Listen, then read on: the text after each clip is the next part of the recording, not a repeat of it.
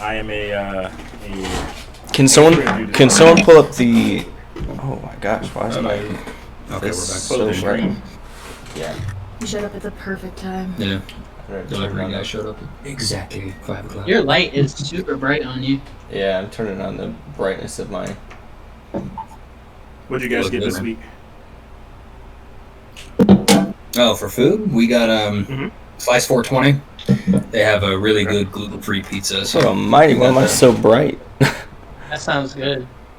Yeah, we got the white. It's like a what kind of cheese is on this thing? I don't even know. I think it's just regular. So there's like the regular mozzarella and then Parmesan ricotta. Okay. Then we put tomatoes on it too. Cheese. Tomatoes and whatever that is. Yeah, and it's There's white a sauce. slight little weird reverb from Ryan. I couldn't hear anything else. Oh no. It's not horrible or anything like that, but it's just noticeable. Why? How about now? Let me go back and meet. Turn all those down. Why am I so bright? Looking like an Azamar and glowing. What the flip?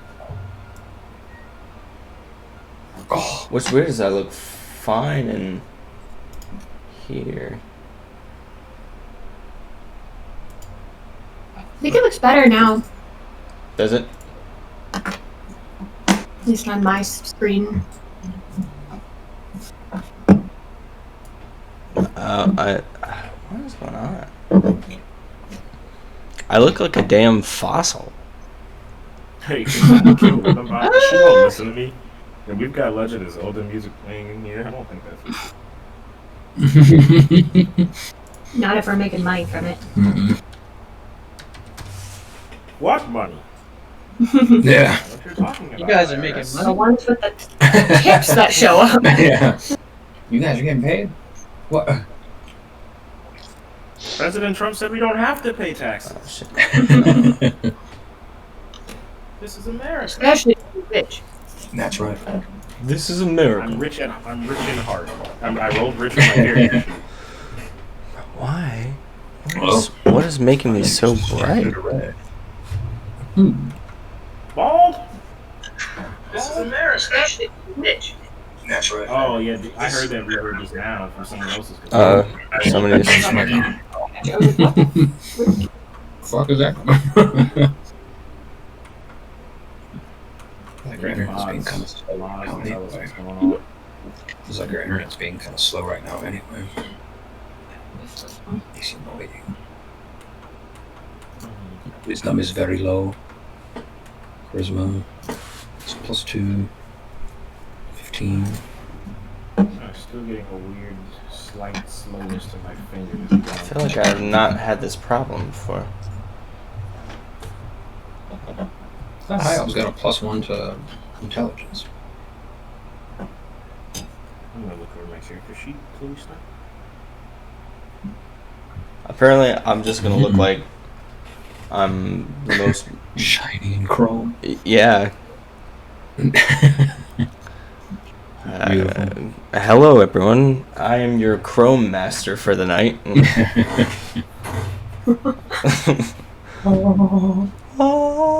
eyes. All right. We'll keep. How does everyone sound? Like, what are the audio levels like? Edwin. What are you barking at, bro? Probably a squirrel. A squirrel or a bird, maybe. Ryan and Claire sound fine to me. Okay. You sound good to us. For me, anyway. In the stream? Oh, I don't know that in the stream. Oh, I'm not on the stream. I don't know. And Goofies. Oh. Beers got me sound fine so far. Okay. Sweet. I learned a lot about audio over the last. If I sit back here, is it fine now? No. Yeah, you look fine. This is gonna be a close up. What is that? If I put it all the way back there, how does that look? Don't you usually have your room light on? I did, but I had it on, and it was looking goofy. That look fine. Okay, that's weird. Yeah, now you're not blown out, but it just looks kind of pixelated. I'm not sure what's going on. Anyways, we have everyone here, right? Excellent. Okay, so, welcome everyone to the Weird Ones murder mystery one-shot. Tonight, because one of our players, Kyle, was unable to, his internet was kind of messing up, he was not able to play with us tonight. So instead of advancing the story without him, we've decided to instead run kind of an interesting one-shot premise instead, from a list of 10 different one-shots that we had put out. No credit for this map goes to me. I found it online. It said it was free, so I'm using it.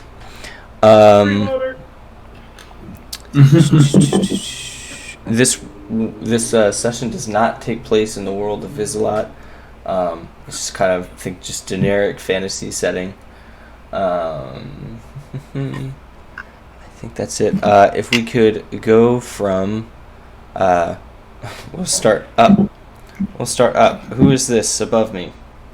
Ryan. Oh, that's me. Hi, I'm Ryan. I'm a soldier in the Army, sergeant, and I am an amateur voice actor. I like to play D&D, play guitar, write, a little bit of everything. I'm playing... Should I introduce my character too? Yeah. Or no? That's fine. Okay. I'm playing the High Elf Wizard Aeroth. And hopefully you guys like his overly arrogant personality. That'll be fun for everybody. All right.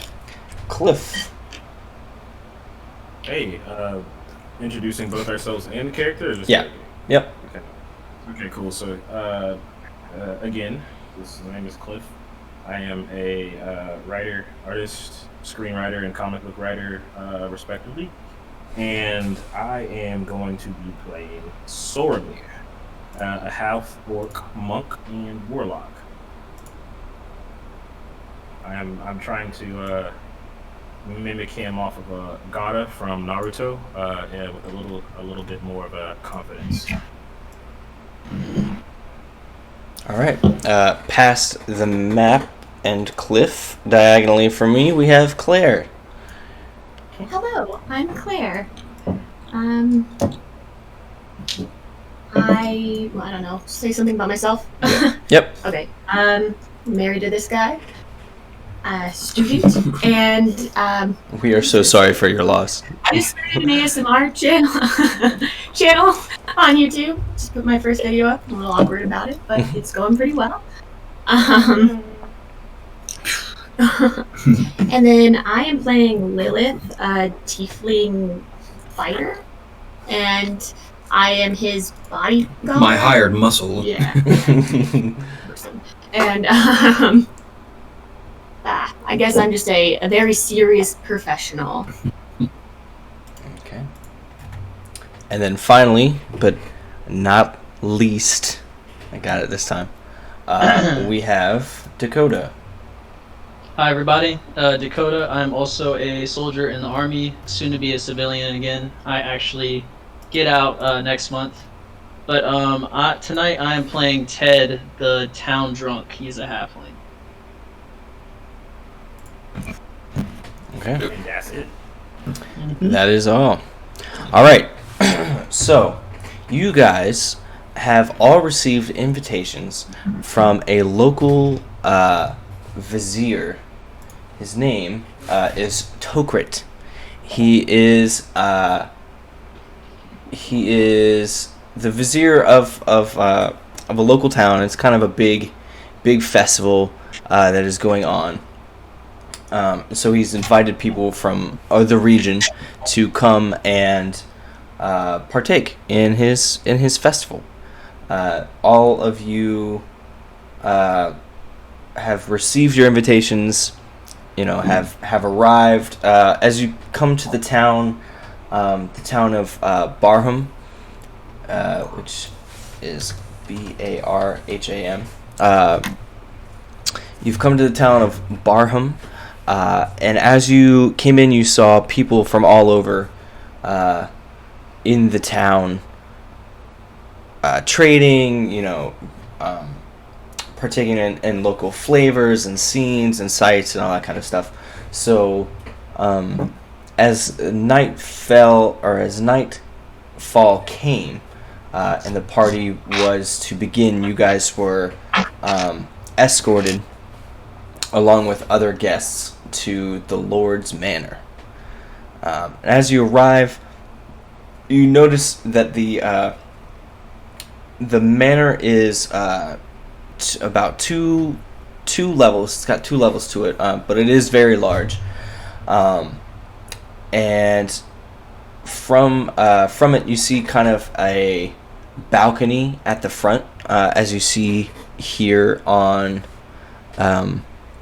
the entrance, right as you guys pull up here. Should have had this preset. That's fine. Grab the map.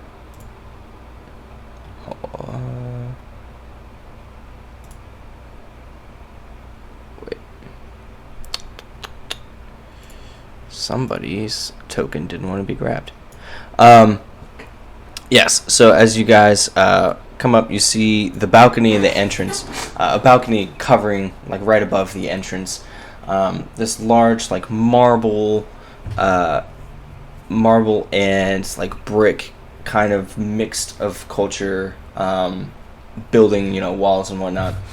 As you walk forward, you see a complement of guards lining up the road, as you go up. Clearly the safekeepers for tonight. And then at the front of your group is the town guard captain, the captain of the guard, named Kavas, who is leading kind of all the partygoers up to the manor. You assume likely that because of his position, he and the vizier are likely friends, at least decent acquaintances. So, yeah, you guys make it to the doors, and the guard captain, I keep slipping up on his title. The guard captain, Kavas, turns around and he says, "Festival goers, tonight, eat, drink, and be merry. But be careful." And he gestures at the guards around you guys and says, "We are watching." "Oh, come on in." And as he turns around and he starts walking through the door, or the door opens, in front of him, kind of the vizier's servants, you see bustling around directly ahead of you in the area. Directly before you, as you guys are with your other festival goers. Can you guys describe yourselves? I guess I'll go first. Yeah. Aeroth is tall, lanky. He stands with very erect, straight posture. He has a kind of a combination of like leather and robe, kind of like a traveler's garment, but he's dressed in his best, his finest, kind of like, I don't know, silks and other things, like a combination of the two that is comfortable. And his hair is long and blonde, about shoulder length, kind of swept back like a lion's mane a little bit, with these kind of like weirdly like ethereal green elf eyes. And he kind of is regarding anything and everything around him with an air of smugness. And he just can't stop smiling. There's always a joke or a punchline to everything. Okay. We'll just go in the order that we introduced ourselves. Okay, well, Soromir, again, being a half-orc monk, he is a bluish green in natural tone, but you'll see all along certain parts of his skin, it's actually kind of purpling, and you're not sure if it's bruising or if it's something else entirely underneath the skin. primarily around the throat area, around the forearm, especially around the wrist, as well as the ankles. And he wears a leather, just like leather armor, light armor, uh, and he has teeth that are fairly long. Bottom ones are longer than the top ones, protruding, and he has golden eyes. And locks, of course, as well. Okay. I guess I'll go next. So my character Lilith has red skin and yellow-orange eyes, very bright, and she has white hair that she has curling horns that come out of it, and then from those horns she has two braids that kind of go down to her back that she's used a leather strap to tie together so that they kind of become one. And because it's white, it almost makes it seem like her spine is, it looks like her spine, basically. Okay. Okay, I am Ted, halfling, known town drunk. He's how you imagine most drunks. He's grumpy all the time, always has a bottle in his hand. Blonde hair, curly blonde hair, green eyes, freckles. He is around my skin tone. He's about 3 feet tall and 50 pounds, and most of that weight is in his beer gut. Hi, Ted. All right. As you make your way into the main section there, between 1 and 3, you walk in. You see a small fountain, almost like a bath, as well as a room that continues on further, and then 2 stairs that fly around up, to the second level. Above you,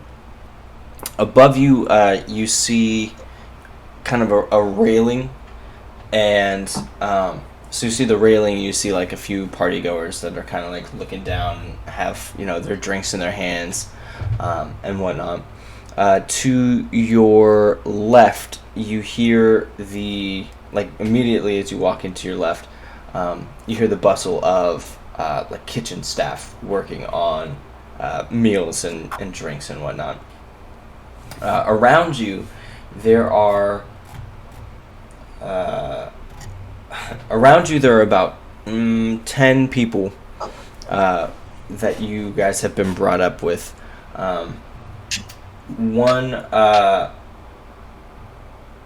has a blonde, shaggy hair that covers his entire face. But he's got a goatee and is a halfling. His name is Cade Gedney. And as he walks, he kind of looks around and takes his thumbs and hooks them into his belt and goes, "Whoo! Whew, it's been a long time since we've had a party like this."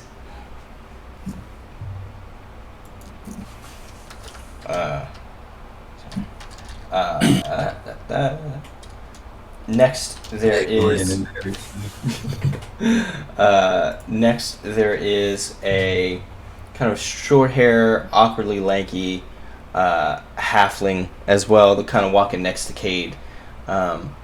He smacks his hand onto Cade's back. And he says, "Oh, yes, Cade, this could be a great night, couldn't it?" And they kind of run into the area and start immediately running for the little charcuterie sections and asking waiters for food and all that kind of stuff. There a name for? You did not get a name for him yet. His name is Cale Lemkins. And you've only heard their names because they've been saying each other's names like pretty much the entire time. For sure. There is a large orc, full orc, walking with you guys. But despite him, despite what you guys would assume, as standard for orcs, he is wearing kind of embroidered clothes, really fine clothes. There is an older woman walking with them. I also highly recommend to all of my players that you be taking notes this entire time, since this is a murder mystery one-shot. Another human with deep blue eyes and kind of a handsome visage.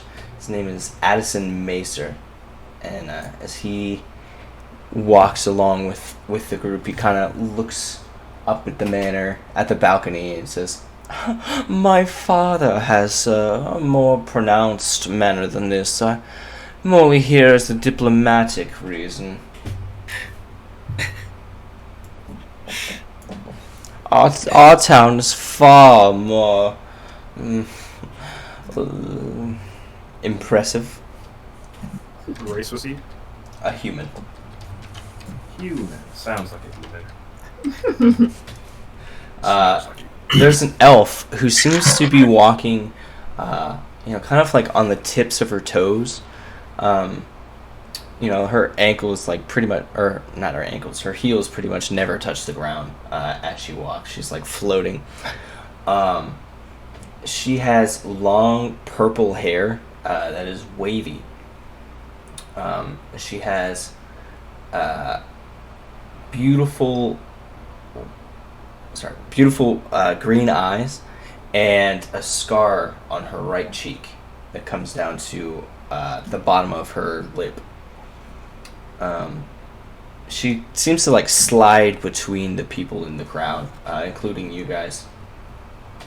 There is a drunken human female who, as she is already stumbling as she's walking up into the festival, kind of like bumping into you guys. And actually, Sormir, she is walking into the festival. She kind of like bumps into you with a drink, goes, "Sorry," and then continues She's on. got the right idea. And as she like kind of bounces off and goes, "Sorry," she burps into your face. I kind of rear back and just kind of waft away from me and say, I kind of scratch my neck and don't mention it. I'm gonna turn to Lilith and be like, "Gods, what a fool!" Kind of nod a little bit. That was a weak one. Do you wanna try to do a better burp? Not yet. Okay. All right. There's a kind of a younger. He seems like he's about 12 or 13. Boy, a tiefling boy, who is kind of. He has like his hands kind of clasped together and is kind of looking around, all over the place. As he kind of slips in to the group, into the party.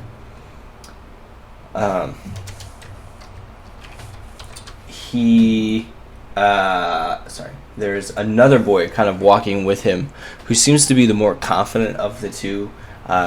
He's still about the same age, possibly even younger, but he's like sticking his chest out, has like a wooden sword on his side, and as he's like walking in, he kind of takes out his wooden sword and like hits it against the guard's chests as he goes by and goes, "Ha ha! Yes! Protectors!" As he walks past all of them. Then there is a kind of a boring-looking woman with a kind of a ripped-up hood and kind of she's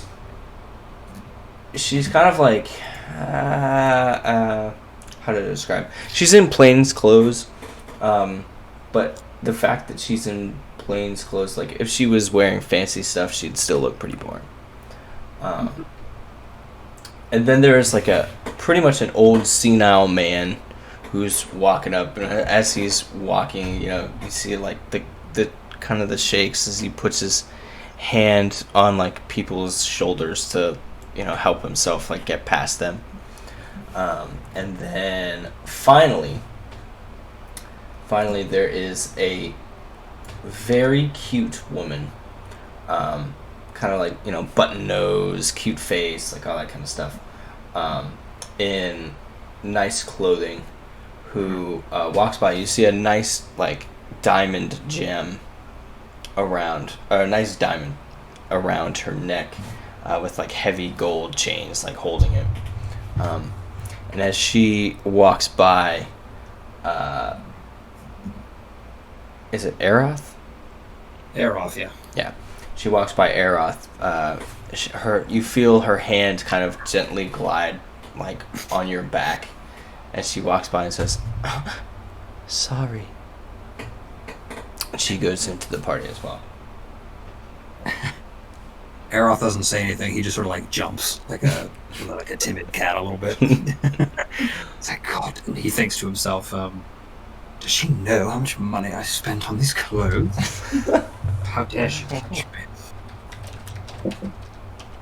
Okay. As you guys, you guys are all kind of like stragglers walking in, unless you guys were walking in with the group, like directly on their heels.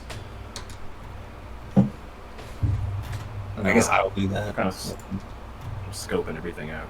Okay. I guess I'll do that, and I'm just gonna look over like a glance at Lilith and be like, "Don't go far," and like walk off by myself. I'm gonna shrug and just follow him from maybe 10 feet behind. I'm a strut in.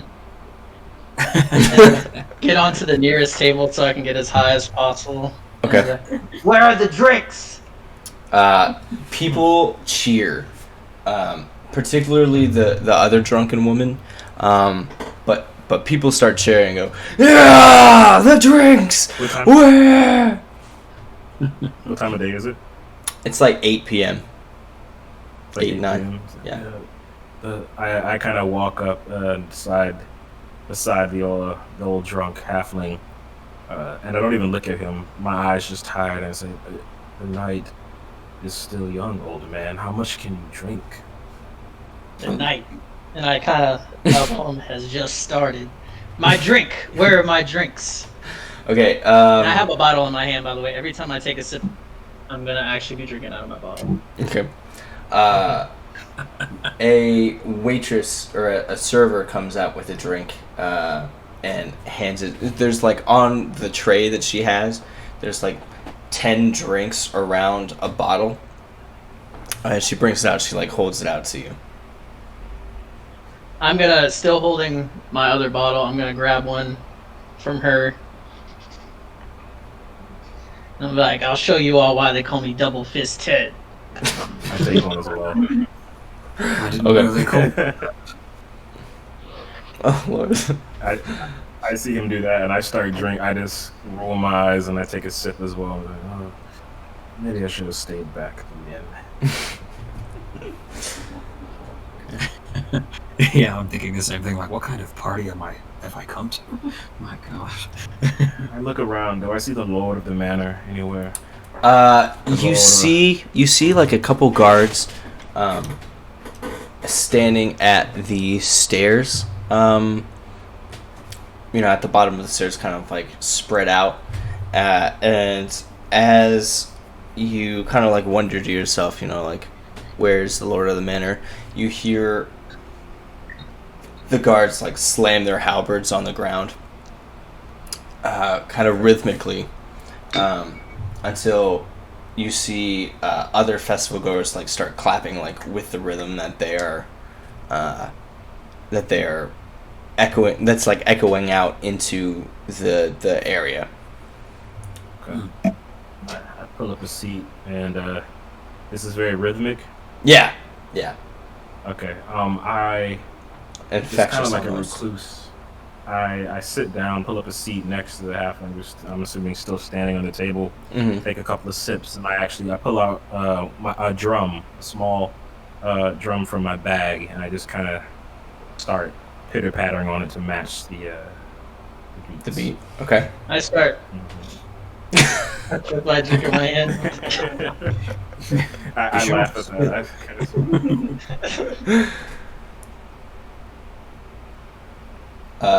Aeroth, Lilith, are you guys doing anything with this? Or are you just kind of watching the view? I think while this is going on, I'm gonna take a peek around and kind of like enterprise like what the room is looking like. If there's any paintings or faces or other important objects around me. Okay. Also checking out all the people. There are paintings around. Specifically, there is one that kind of towards the back of. I really don't want to use the numbers all the time, but I feel like I'm gonna end up doing it just for convenience sake.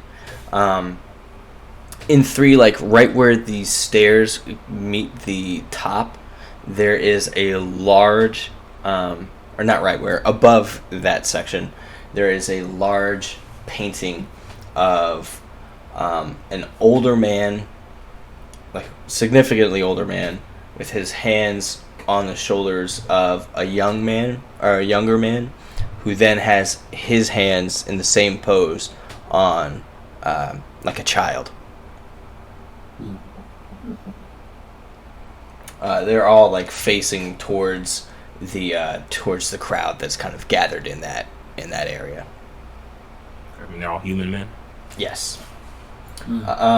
There is kind of a you know what? I forgot to mention so. Actually, along with the Lord standing at the top of the stairs, you see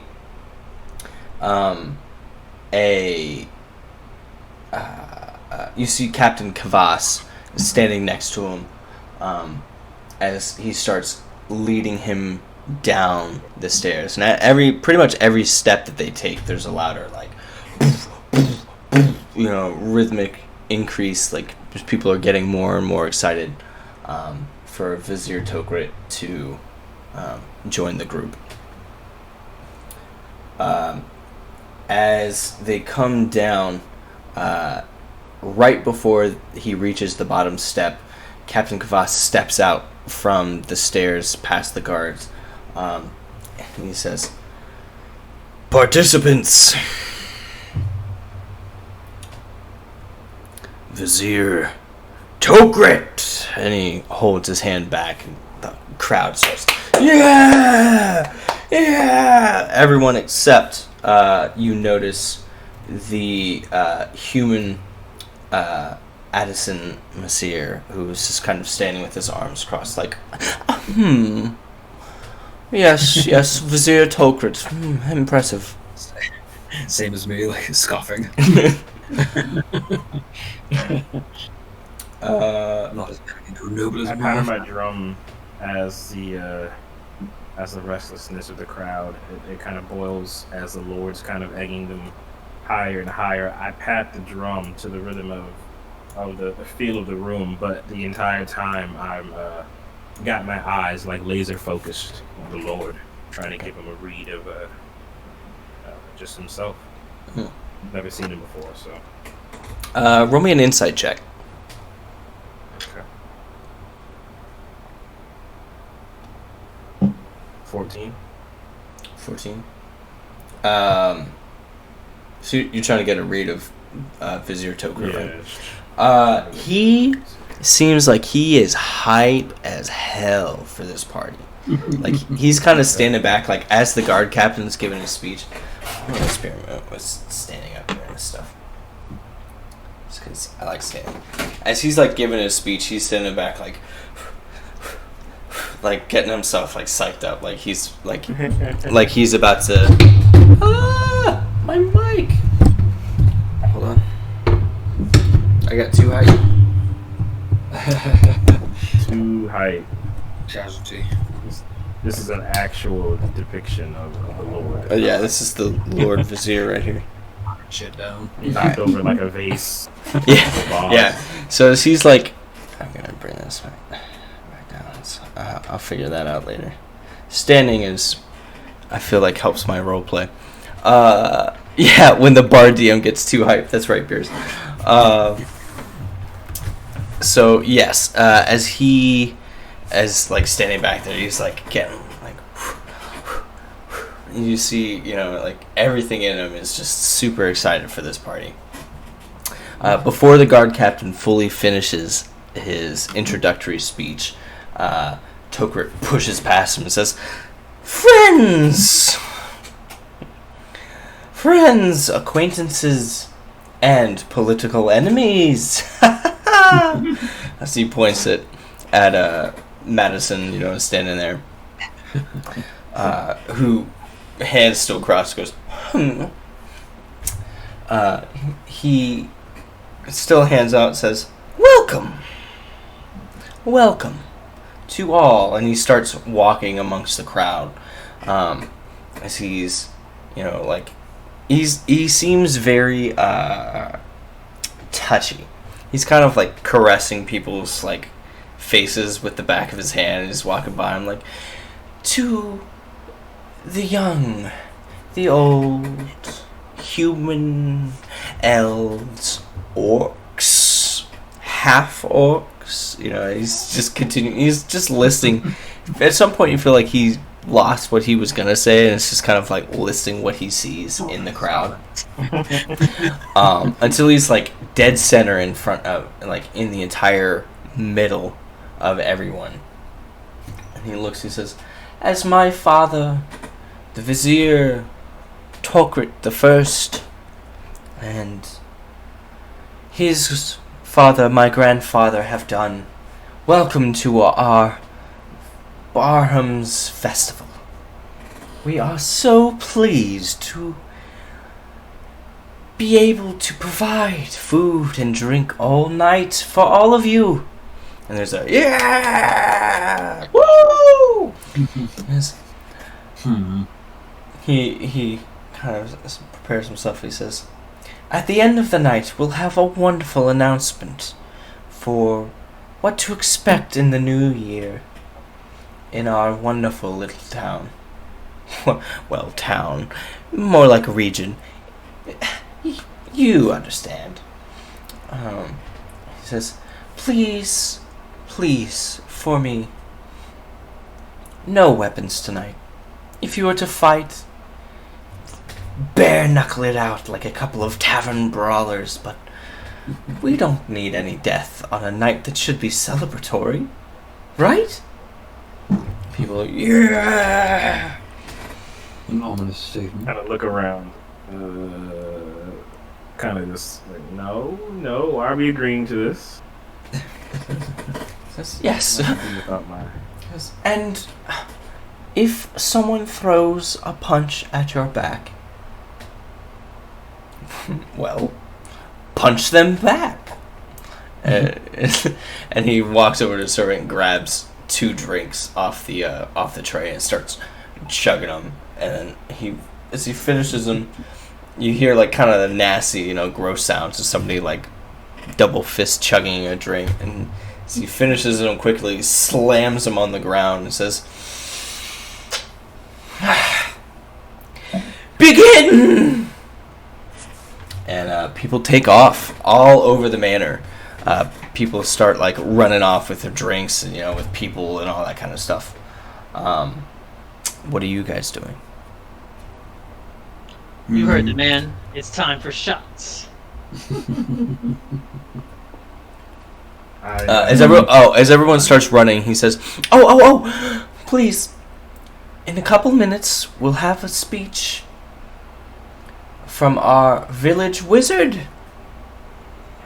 Fornus has been working so hard to produce magical runes to protect us this year from all the many magical beasties. I think it's only right we allow him a chance to speak in front of everyone and give him a toast. All right. Yes, continue on."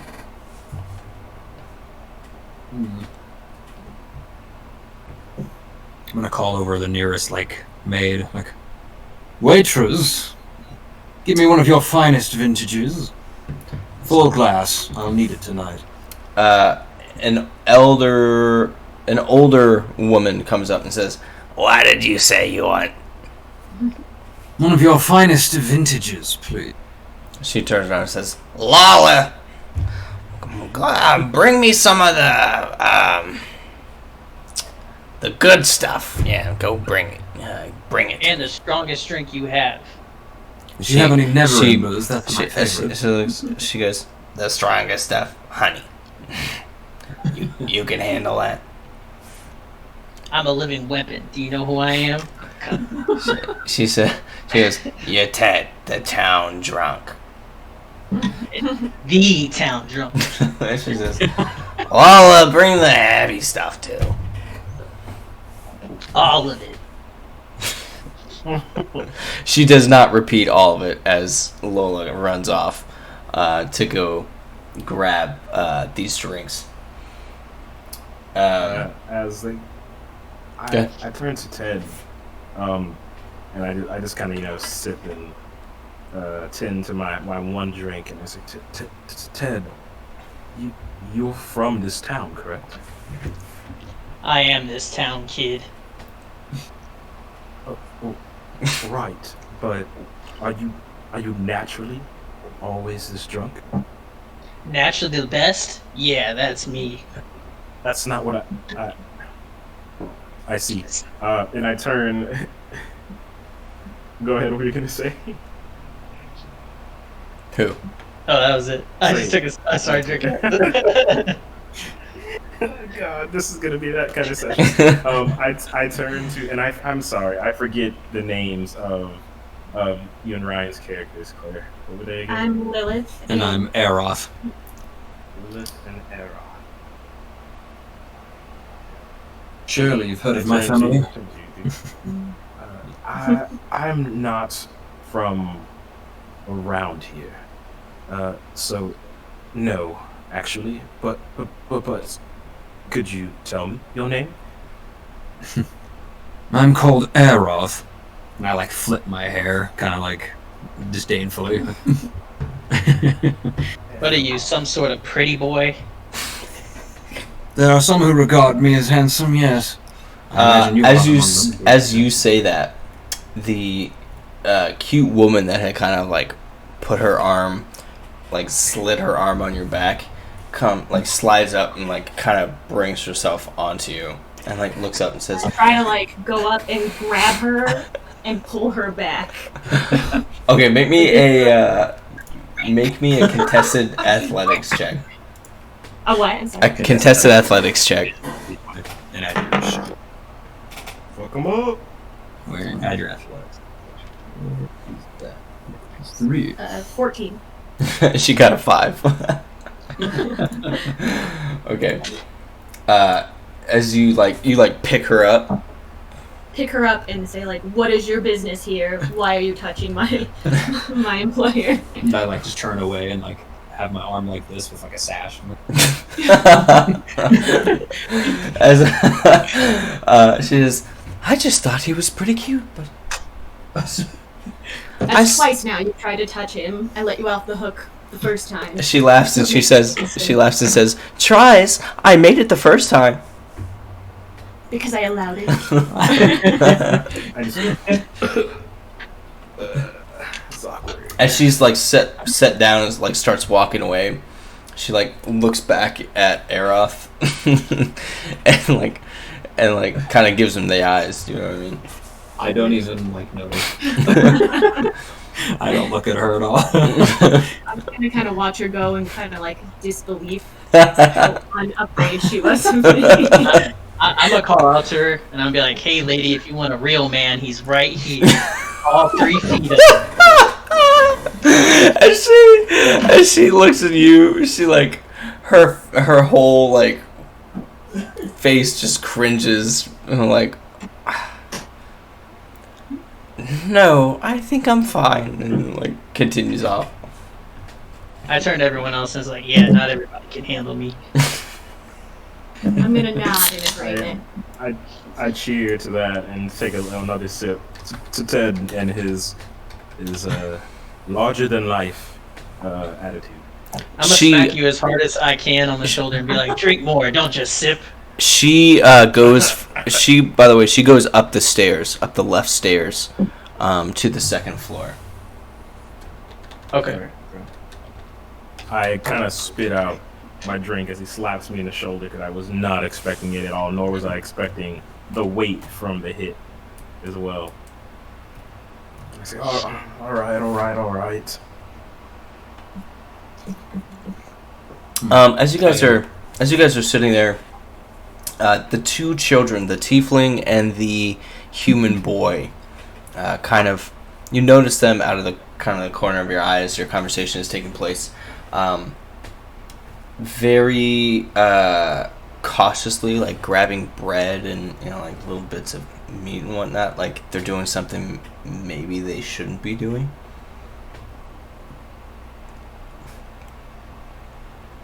I'm gonna shrug and silently cheer them on in my mind. I don't see them. I'm looking for the Lord in the crowd. I catch them doing that act, and I kind of just get stuck watching. Watching as they're doing it. Mm-hmm. Okay. It's like in a trance, almost. Yeah, you see like one, the more, like, what's the word? Confident boy, like grabbing the bread and handing it to the tiefling, and the tiefling kind of like taking it with both hands and kind of putting it into like a sack that he has on his side. Still looking. I'm in a trance. Okay. As you're doing this, as you are doing this, Tokrit comes up to you guys. You see Tokrit kind of like approaching you, and he says, "Ah, yes, wonderful to see you all. I'm gonna be like, Who are you?" I like bow low. Oh, okay. In response to that, I bow low, kind of like putting my left leg out and then bowing forward, and then saying like, "My lord, allow me to present myself. I am Lord Aeroth Wintermere. Pleasure to make your acquaintance." He goes, "Surely you've heard of us." yeah. Recognition kind of comes up on his face. He goes, "Oh, Windroth." Wait, what's the name? I like wrinkle my nose at his mispronunciation of my name, and I let it pass and just like, "It is a pleasure to be here with you tonight." And also with you, Winterroth. I crinkle my nose worse and like just look away. I think I'm gonna giggle under my breath a little bit.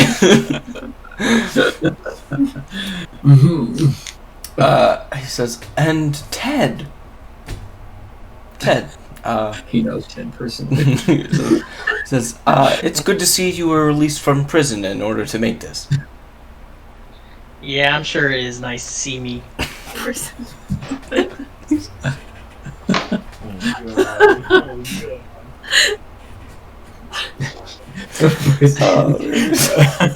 Ted just got out of prison and is like, "We're drinking?" Like, I'll go right back, damn it. You plan on sending me back? Because I'm not going back without a fight. he says, "Oh, not tonight, not tonight. I'm wearing my best clothes, and I've paid off the guards so that maybe tonight we just won't have to deal with any of that, correct?" Yeah. Although, Ted, I would suggest that perhaps you stay clear of Kavas. He doesn't like you, Ted. Not after the third time he had to pull you off of another bar patron and drag you to the prison.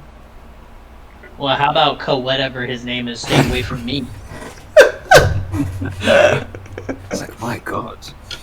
He goes, he looks, he goes, today. hand on his chin, like he just thinks you're like fascinating. He goes, "Yes. Just why doesn't he? Yes." I stand as tall as I can on the table. Oh my god.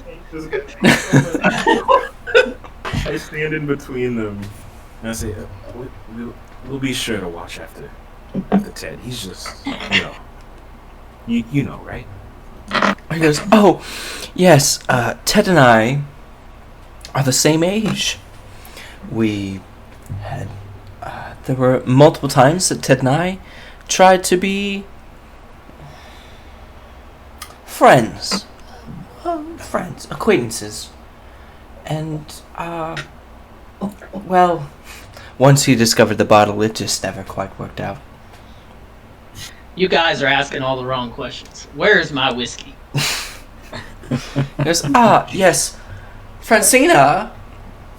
The old woman walks back out and goes, yeah, what do you want? Could we get a bottle for our friends here? Your hardest stuff, please. He goes, The hardest. it's supposed to be out already, is it not? He goes, I don't see it, Francisca, so I would say no. Alright, I'll go check on Lola. She walks. You see, she kind of like old woman shuffles like into the back. Yeah, as she does, you hear, Lola, where the hell are the bottles and the drinks? What are you? Bring out the bottles already. Excellent question. Oh, I'm so sorry, Francisca. I'm so sorry. She comes out. She's got like 10 bottles that she has like held in her arms, and she like runs up and goes, "Could you please take the one that you please take one." I'm taking all of them. I'm taking as many as I can. as you get like 2, as you take like 2, she like starts like trying to shuffle with them and just goes, I said take the ones you were supposed to take, and then just starts running off. Yeah, I heard you. And I'm like popping them open. Ashley struggles with them. I cast Mage Hand, Mm. and I kind of like, I assume that she's about to drop them, and so my Yeah, Mage she's Hand like really goes to, struggling. like, catch. Mhm. My Mage Hand goes to like catch them and like reaffirm them. And it's like, Okay, your Mage Hand- careful. Your Mage Hand catches like one as it falls. The rest she kind of like dexterously is able to, not quite like Peter Parker, but Mhm. she definitely like, she was about to drop one, like the one that started to drop your Mage Hand caught. Okay. I take it and I my hair kind of gets like in my face and I like kind of flip it back and I say like, I guess this one's mine then. Thank you. I'm not sure what it is though that I caught. It's like a red ale. Okay. Cool. Thank you. As she runs off and says, so many guests, so many faces, so many people. I take out my my water skin that's empty and I'll flavor that to be a flask instead. Okay. And I'll just start pouring and filling up the flask. Okay. Was that magic you just casted? Indeed. You may be seeing things, Ted. I caught that with my hands. Bullshit. Are you some sort of adventurer? I hate adventurers. I'm in your face. I think that you've been a little drunk and you were seeing things. Is that possible? You know what? Something as well. Roll a deception check against Ted. Do I need to roll? Yeah. Roll an insight check. Do I roll with Oh, disadvantage or anything? Or am I Yeah, just because you're drunk. Do I roll with advantage? No, No. it's not. This dude, What just am I rolling just again? just so all viewers know, this guy chose. I said you can make a class, or you can make a character, and you can choose any class, and he chose to forego class and just be an average person. Villager stat. Nah, He has Yeah, no class. I'm literally a villager. Like, that's just drunk. I rolled a solid 2. Disadvantage, baby. I rolled a 10. You convince him, but I mean, it's A, not hard, and B, you kind of are just like, no, it wasn't that. I may be drunk and I may be seeing things. I don't know. But I've got my eye on you. And I think I'm pointing towards you, but I'm actually pointing to the person next to you. Okay, you're pointing, Impressions. you are pointing. You should try closing one. That helps. You're pointing directly at the old man who like is kind of like his hands are like holding on to the table to like keep himself up as he's like shaking. And as you point at him, he looks at you and goes, "Me." What'd you say? Why are you pointing at me? Hey, I'll show you why they call me Double Fist Ted. He kind of steps back. He steps back. He puts his drink down and says, "Bring it, you young whippersnapper." I immediately grab Ted by the waist and try and pick him up just like a little kid. And like, You're lucky is that a you told strength me check? And that. he says, No, okay, he not like in this weird like fighting sense. He goes, "You're lucky." I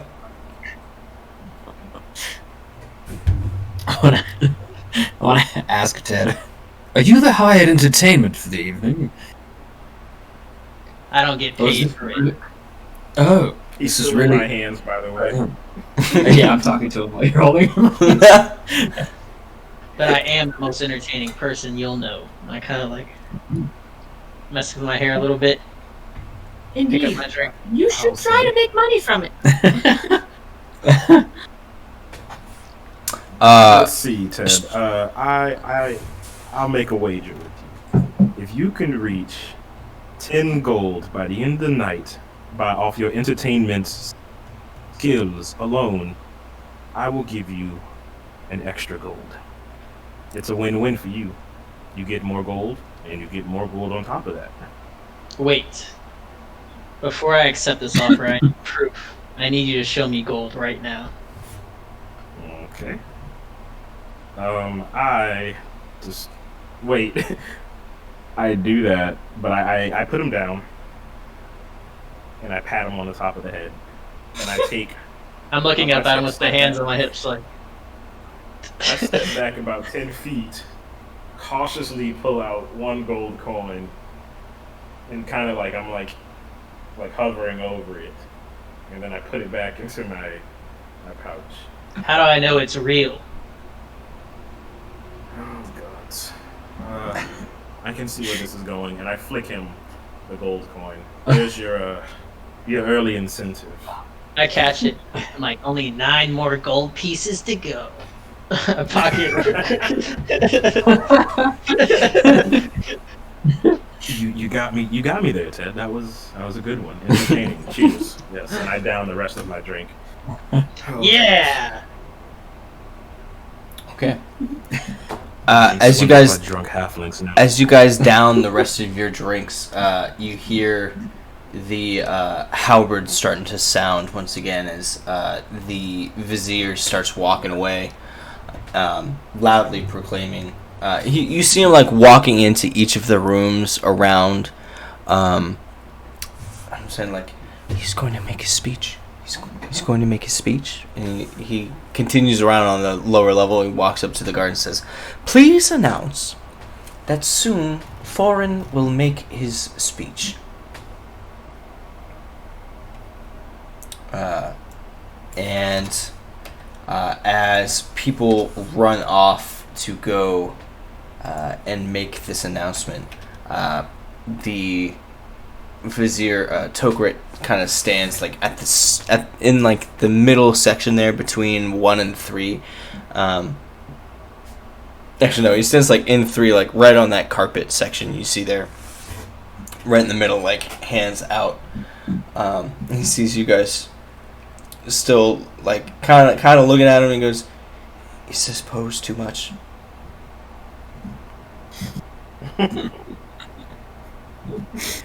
Oh my gosh. He's like waiting. He's like standing there and he says, "Is this posed too much?"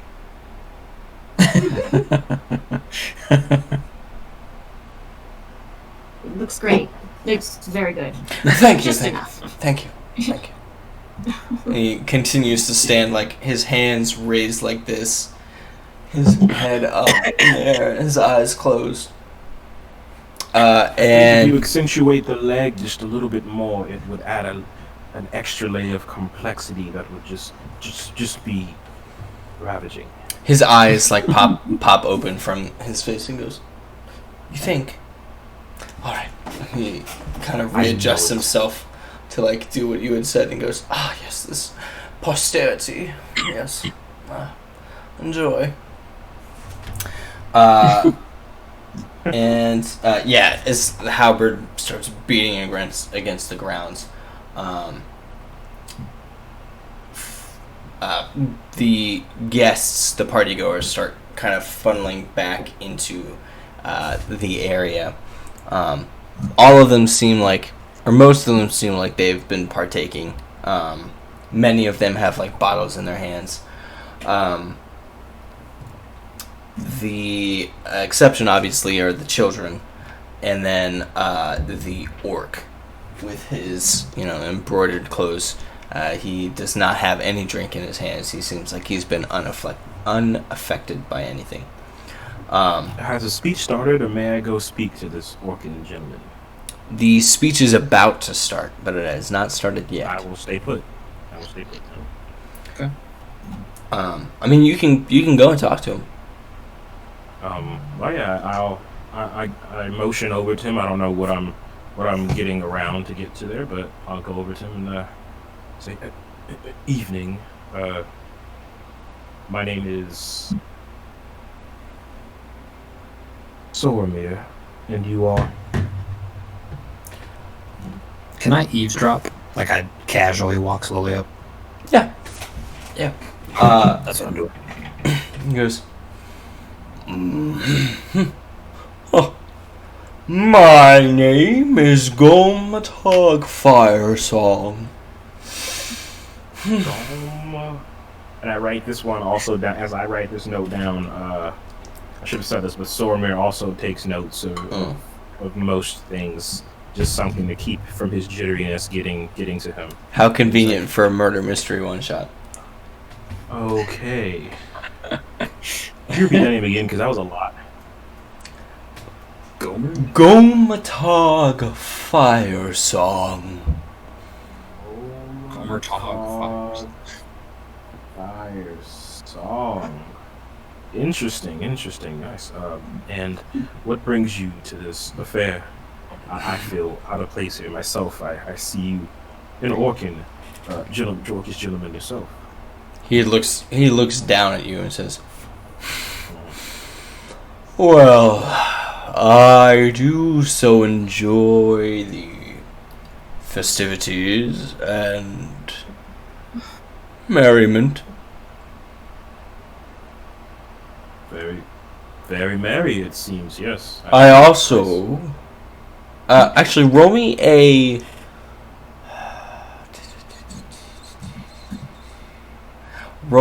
a persuasion check.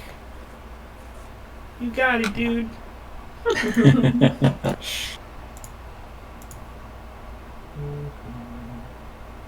Persuasion. Oof. I didn't do it. I didn't do it. I got a 4. Okay. Not very persuasive. It's just, why did I arrive? He kind of leaves, like, with what he had said. And then says, plus, and he looks over at Ted and he says, "It is always fascinating when the town drunk arrives." Don't you forget it. Ted hears this, right? Does he hear this? Yeah, he kind of says it out loud for Ted to hear. All right. Enough with the name calling. It's not. Oh, it's not a name. It's quite a professional title. I The look back best to Ted title there thinking is. I'm thinking I've gotten swindled out of my gold now at this point, and he might already be an entertainer. All right, I'm as going you around talking to people, by the way, near him, asking for gold and saying really bad jokes and shit like that. Okay, who are you talking to? Just like whoever's, because you said a bunch of people were gathering, so whoever's like the closest, nearest to us. Okay. The older woman is probably the nearest to you, the human female. Or the female human. She's kind of standing there. What are you saying to her? Oh, I said, what puts fear in dragons, kings, and gods? She looks down and goes, "Well, I don't know." Ha! Me. My name's Ted. What's your name?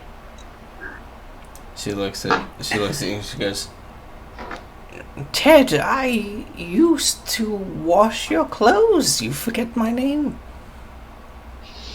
No, I don't forget your name. I could use some gold, though. You see, this guy over She here. like reaches before you even finish. She reaches into her pouch and starts. She hands you like 2 gold coins and says, "It's a shame what happened to your parents." Thanks, beautiful. What about your friend here? Can I pick up on this? Can I roll? Can I roll, please? For this? No, you just pick up on it. Okay. I walk over. I said, what's going on? Is this halfling gentleman entertaining you, ma'am? No, Hey, buddy, I was I talking to her used to first. I used to babysit him. I used to watch him when he was a child. His family and mine were very, very friendly, but I cut her off. Respect. Right. But did he entertain you for that gold? she You're laughs. damn right I did. She laughs and she says, "Ted has always been entertaining ever since he was a child."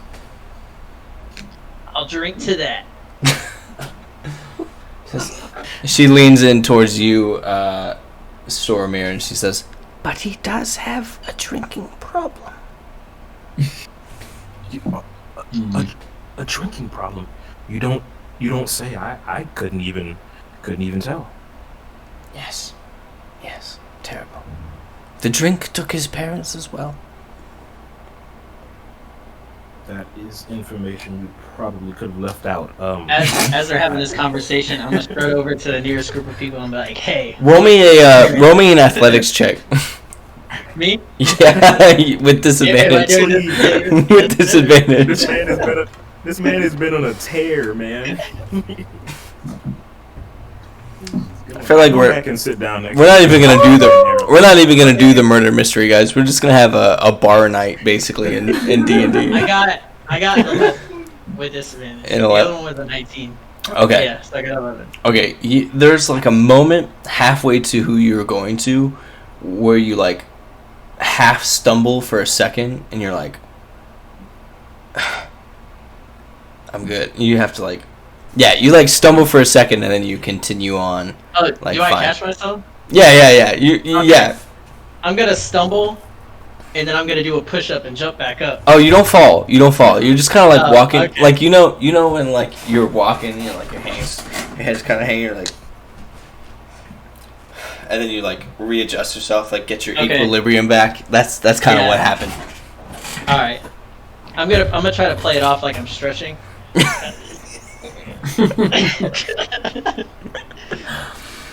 Okay. Yeah, I'm gonna walk up to the next group, and I'm gonna use the exact same line. I'm like, "Hey, what puts fear in dragons, kings, and gods?" All 4 of them look at you and then walk away from you. Okay, the speech of Foreign, you see Foreign standing at the top of the stairs. He's a high half elf who kind of like looks around the group of people like gathered. And he starts walking down, and as he does, you hear his voice. He seems to not be like struggling to speak, but you hear him like very clearly, like he's casting thaumaturgy. As he walks, and as he does, he goes, "My dear friends, it is wonderful to see you all. I have been working very hard to ensure your safety this year. And it's worked. It's worked. From anti-magic spells to going off into ruins and saving your lives. We have done so much for you. And it just makes me so happy to do and protect you. And he kind of like, you see, like, he kind of like wipes a tear.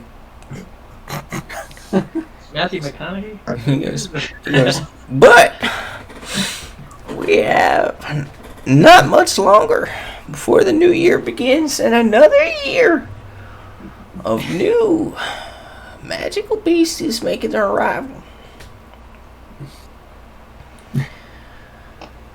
So, and he like holds his hand up as he makes his way all the way down the stairs. So, remember, love hard, love strong, and never waste a day of your life. Thank you. And he starts walking away. As he starts walking, each of you roll me a perception check. Am I doing this with disadvantage also? No. A donut hole inside of a donut. He starts doing.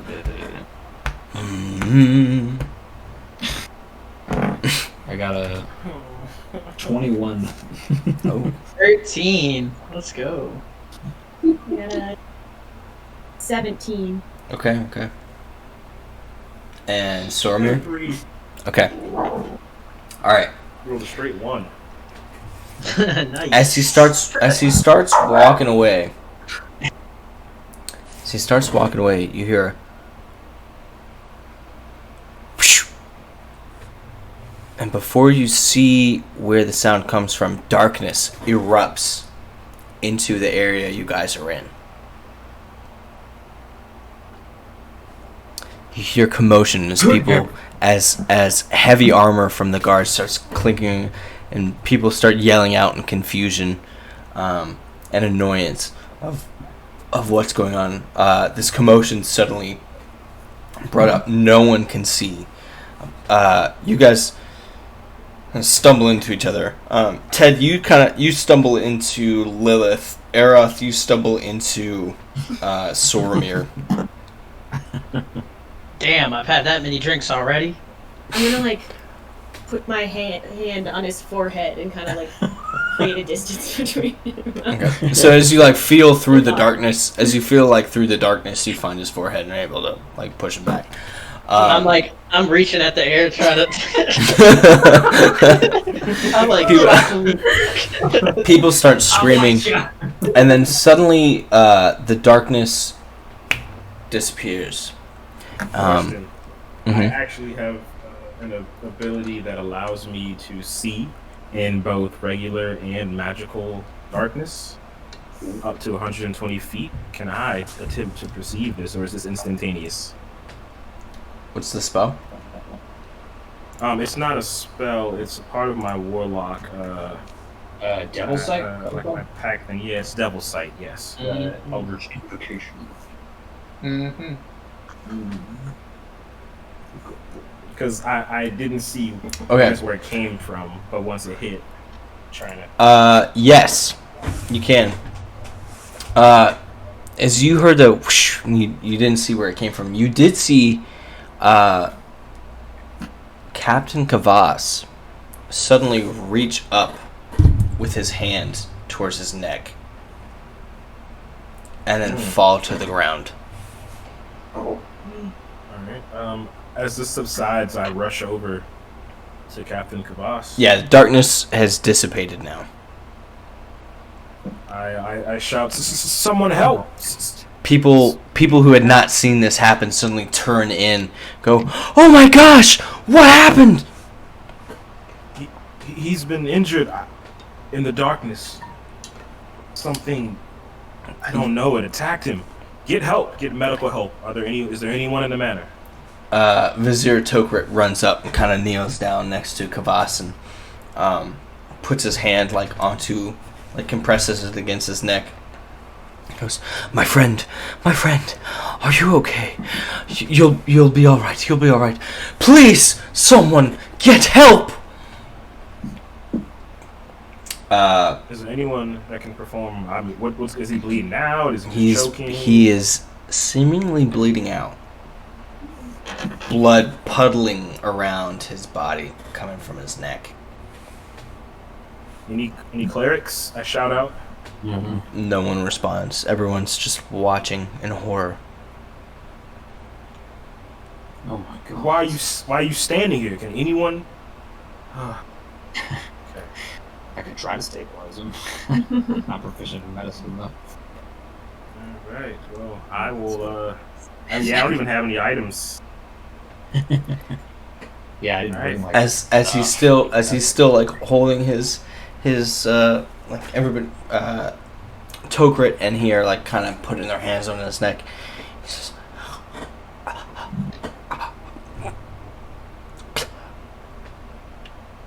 I'm sorry. And then goes blank. What did he say? Or was it just kind of like gurgling. Gurgling. Did I catch "I'm sorry" maybe in there? You did. Is it still blackness right now? No, darkness is gone. Everybody can see this happening. I kind of like rub on my eyes like, holy shit. Gods, you're vulgar. Wait, you see this too? How can I not see it? I need another drink. How often Other guards hallucinate coming when in you're to drunk? get them. The guards have all surrounded your position, specifically where you are at, Stormere. As you're like, are you like kneeling down next to him? Yeah, I was like holding his hand as Okay. he was, convulsing.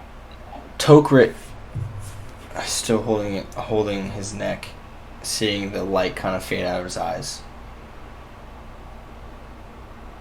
Looks at you. Says, how did you respond so quickly? Oh, he thinks it was a self-report. Oh no, he thinks it's a self-report. Oh God, Among Us is everywhere. I let him know. I saw something in the darkness. Did you And not? how could you see? He yells out, did anyone see anything? He was using his eyes, you idiot. He says, Ted, now is not the time for your drunken games. Who said I was drunk?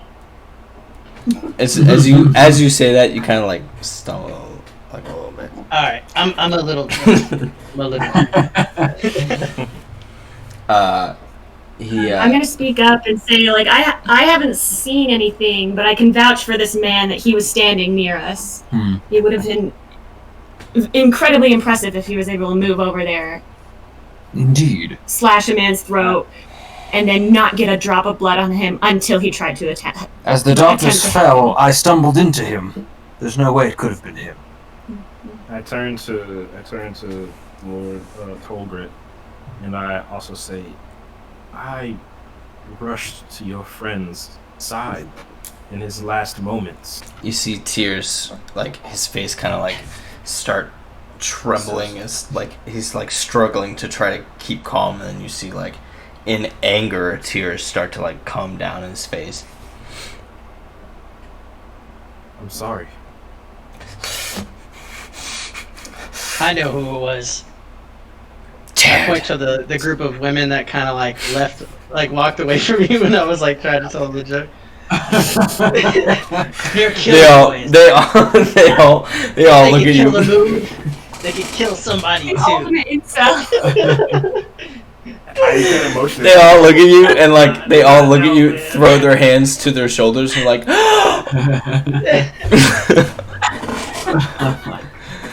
Chill. Okay. Tokrit looks up again. His tears still streaking down his face. He says,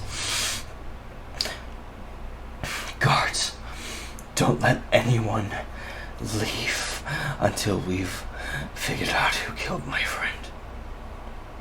The guards clam or smack their halberds against their armor and go stand in front of the exits from the manor.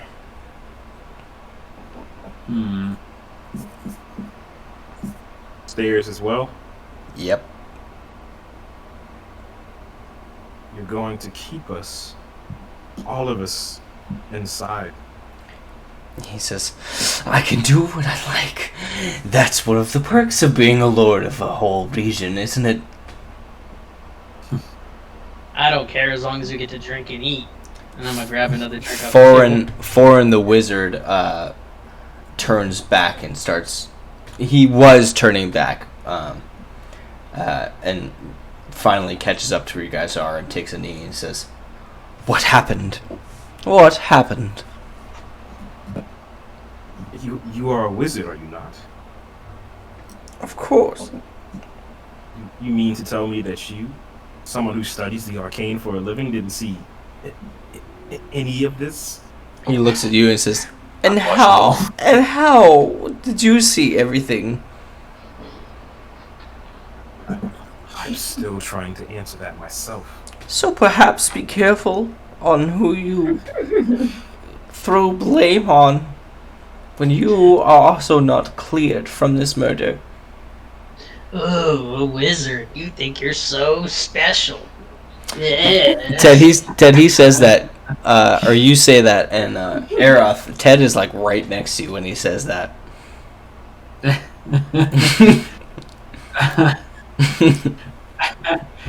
I'm going to create a puff of smoke that smells as close to skunk as I can near Ted's face.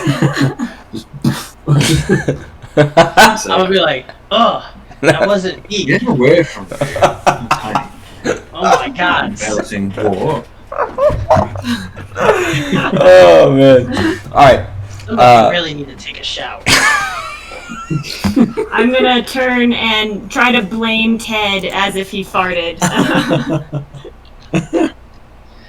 Hey, I would admit if it was me. We're an hour and 23 minutes, and you guys have already broken me.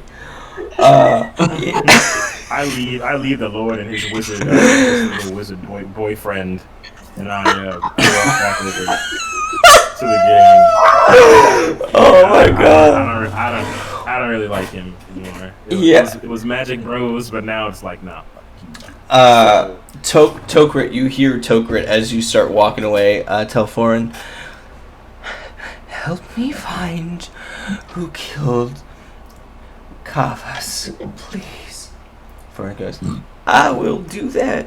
I promise." Foreign, as you are walking away from him, no longer feeling like Magic Bros, approaches your group. He says, actually, before he does that, he approaches another group of people, and you hear him kind of whispering, or, talking to them, and says, "Would you help me in investigating this murder?" You're like, No, everyone, kind of turns him down. He walks to another group. "Would you help me investigate this murder?" They turn him down. Then finally it comes to you guys and says, "Even though you are not cleared, friend."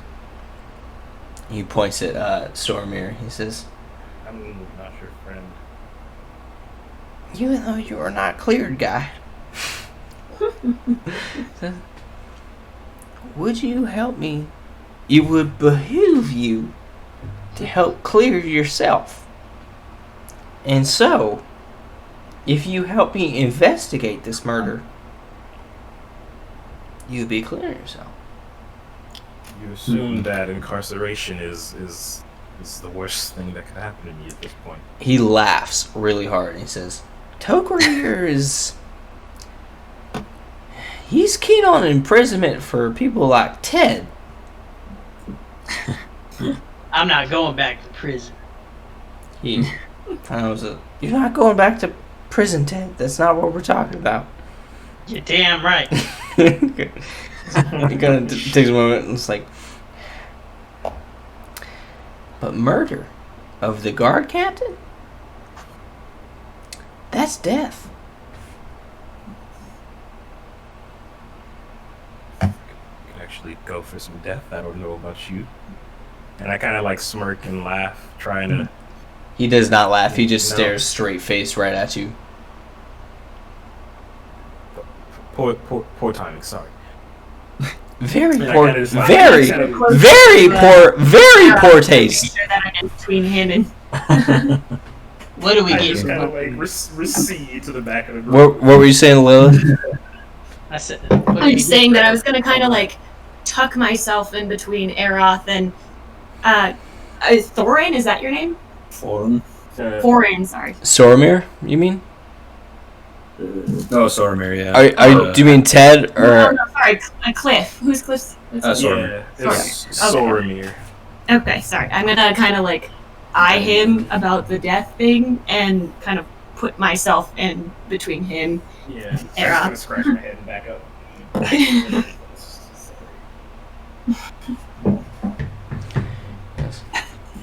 Not good at making friends.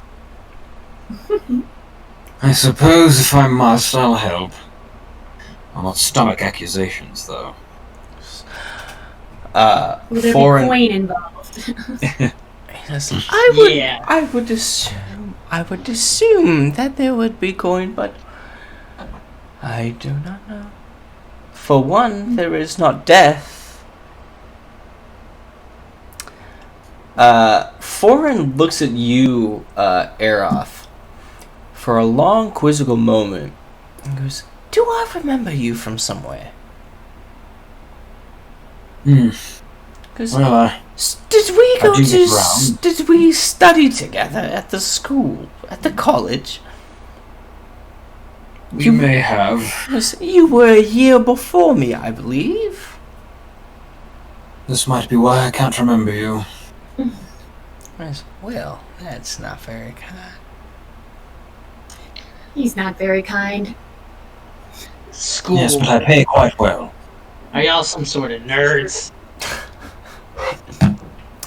All right. Well, thank you kindly to shut your mouth while your betters are speaking. He says, "Very well. Anyways, so we need." He says, "Very well. We need to search the premise, right? So, search, please. I'll remain here." Aeroth sighs in a really put up sort of way, like a, oh god, how inconvenient. Yeah, I'll search this bottle. He says, "Ted, you've been paying a debt for quite a while, correct? Yeah, what up? What if we rescinded your debt if you would help us now?" Well, I need something up front. Let's say like 7 gold, and I turn back and I look at Cliff's character. Like, He just hands. I'm actually looking at Claire's character. Oh my god! Before you even finish turning back around, like he already has the gold out. I take it. Oh no, that's... All right, we are going to take a short break before the crew begins their investigation. It will be a 10-minute break, and we'll be right back. Awesome. All right, guys, don't forget to mute yourselves. All right. We gotta hear all this carrot crunching.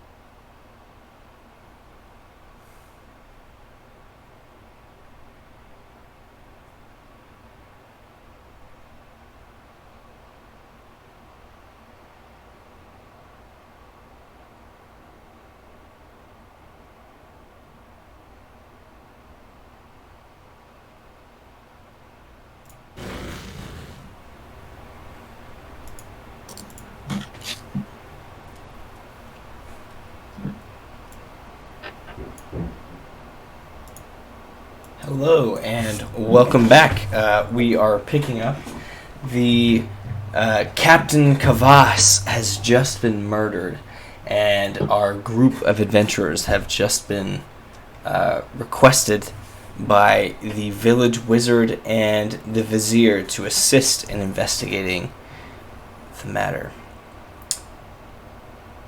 Everyone, what do you do now? Now, I should say, you guys have free reign to go wherever you want. You've been told that by the wizard and the vizier. Go to wherever you want. Talk to whomever you want.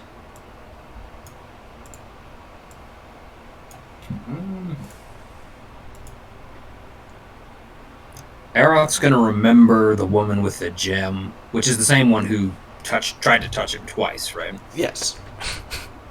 And think, she seemed odd. Maybe Lilith. Yes. Do you remember that woman that you accosted?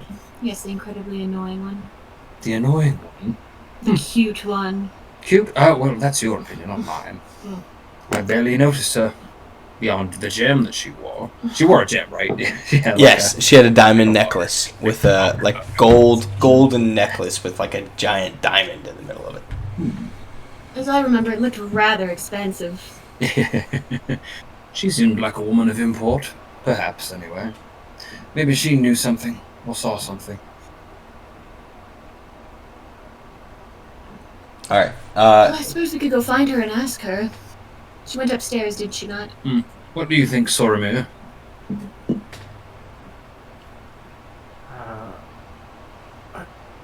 You're asking me? Yes, Soromir is your name, is it not? Haha, funny. Yes. I think that would be a good idea. Sorry. No, you're good. You're good. Well, let's go. Ted, are you coming? Ted Yes, has no choice but to come. The real question, I think, is where is the food? Because this murder business has sobered me up a little bit. I'm I reach hungry. onto the table and I grab a giant heaping turkey leg and ask if this will suffice. Ted. Lead the way. I grab Ted by his collar, like I lead him on with the turkey, and grab him by his collar, and I lift him up and I put him on my shoulders. The whole time this is happening, I'm just staring at the turkey leg, just biting into it. Now you guys are going I'm sure to... Oh, go ahead. I'm sure some like turkey bits are probably like falling all in my hair. Oh, and yeah, stuff. yeah, like on your back, like on your robes and whatnot. Yeah, I'm just like, it's all right. I remember seeing her go upstairs, so that's where I make like the first move anyway. Okay. As you guys walk towards the stairs, you see the body of Kavas. The blood still no longer pooling out. It's pretty much all gone. As Tokrit looks at you all and says, "Well, where are you going?" Going to interview a suspect. Interview this. Well, to examine the body first. I'm not a professional, you know. Alright. So you guys go to examine the body? Would that be prudent, Lilith? I don't know. I think that's a good idea. Alright. Alright. I'll watch. I'm going to continue to eat my turkey leg. Well, then I'm gonna go up and crouch near the body, trying to avoid as I'm much of the standing, blood like- pool as possible. Okay. And I'm gonna standing, try like, a couple to. feet back, like. I'll start with inspecting the wound on his neck, and then I'll go from there and try to examine if there's anything else suspicious. Can I assist her in this investigation? Yes, you may. So roll the investigation. Lilith, you have advantage on this.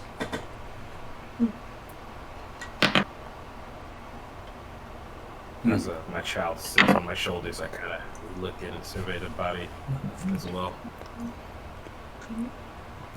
So I rolled a 21. 21. Okay. As you investigate, you see the slashing wound, up his neck. It looks like it came from a higher position, like from above, rather than on the same level as you guys or below. And then there seems to be, as you investigate it, inside of the wound, there seems to be some sort of, not quite acid, but like when a snake bites somebody, this is real life, like when a snake bites somebody and has their like poison go into somebody, and it starts like melting away. It's kind of what you're starting to see on the inside of his neck, as well as like around the wound. Yeah, like it's decaying.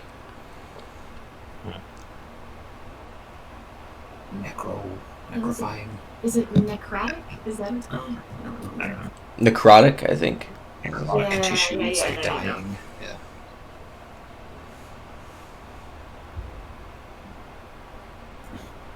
The wound looks rather gruesome. I'm sure you can tell from all the way over there. I'm only a couple feet behind you. He's like standing up on his tippy toes, looking over your shoulder. I'm paying you too much. Compliments to the chef.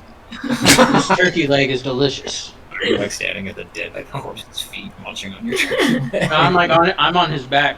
I'm on Cliff's back. Yeah, I've got him just like a kid at Disney World, just like on my shoulders. While you're investigating a dead body. Beautiful. Past I'm not even looking at the body. past where the body is actually as Ted is on his back. Ted, you see a glint at the end of the room, past the body. Y'all see that? See what?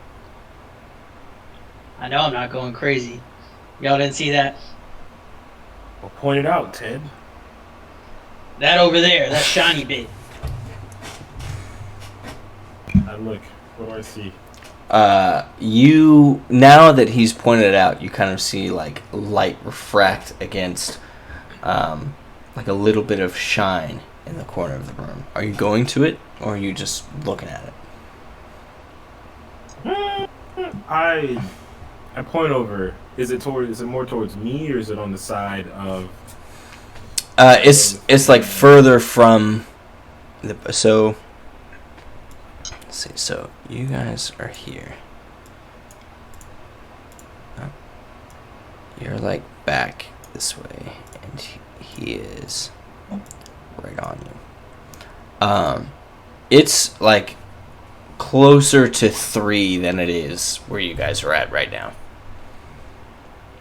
Okay. Sure. I'll cautiously walk along the edge, the right side of the dining table. Okay. And right at that corner. And I'll peer into the next Okay. portion of the room. You see a small dart laying on the ground. The dart at the tip of it, actually really along its edge, you see dark and bright blood on it. Okay. I want to do this.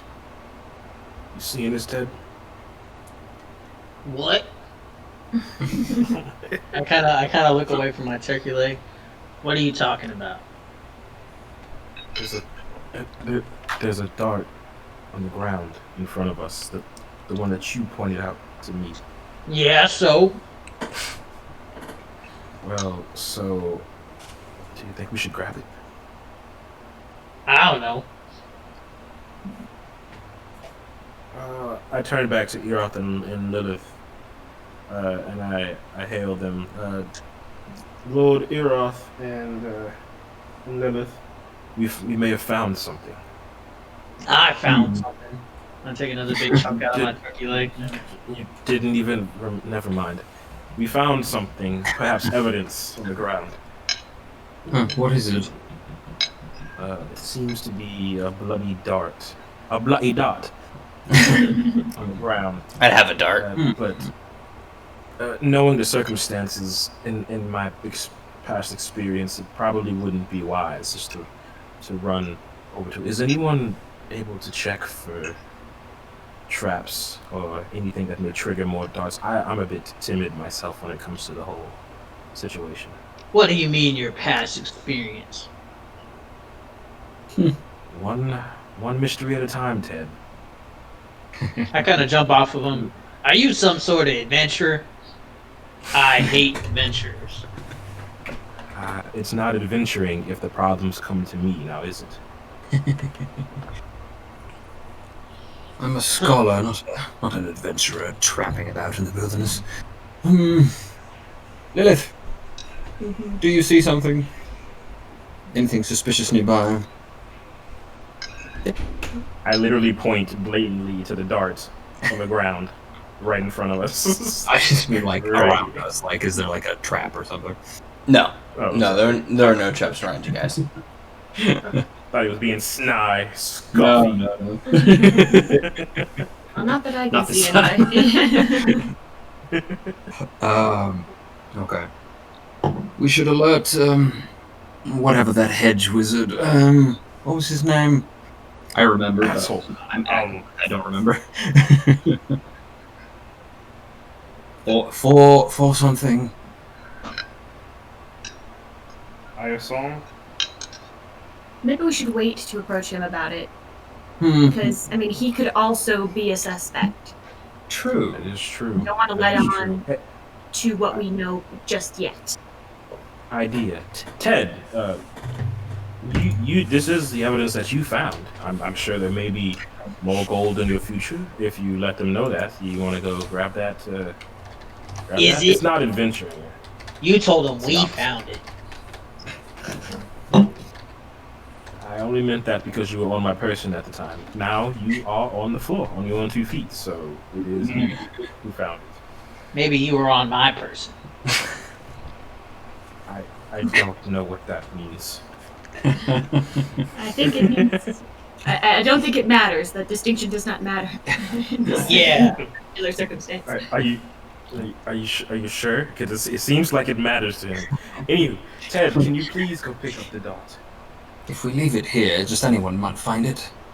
Yeah. I pick it up and I put it in my pocket. Are you happy now? All right, as you pick it up, I'm gonna- roll me a perception check. Oh, that was Oh God! I thought because he was small, he'd be an advantage. He's gonna die. He has 1 HP. 13. He's just At the I got 13. very tip of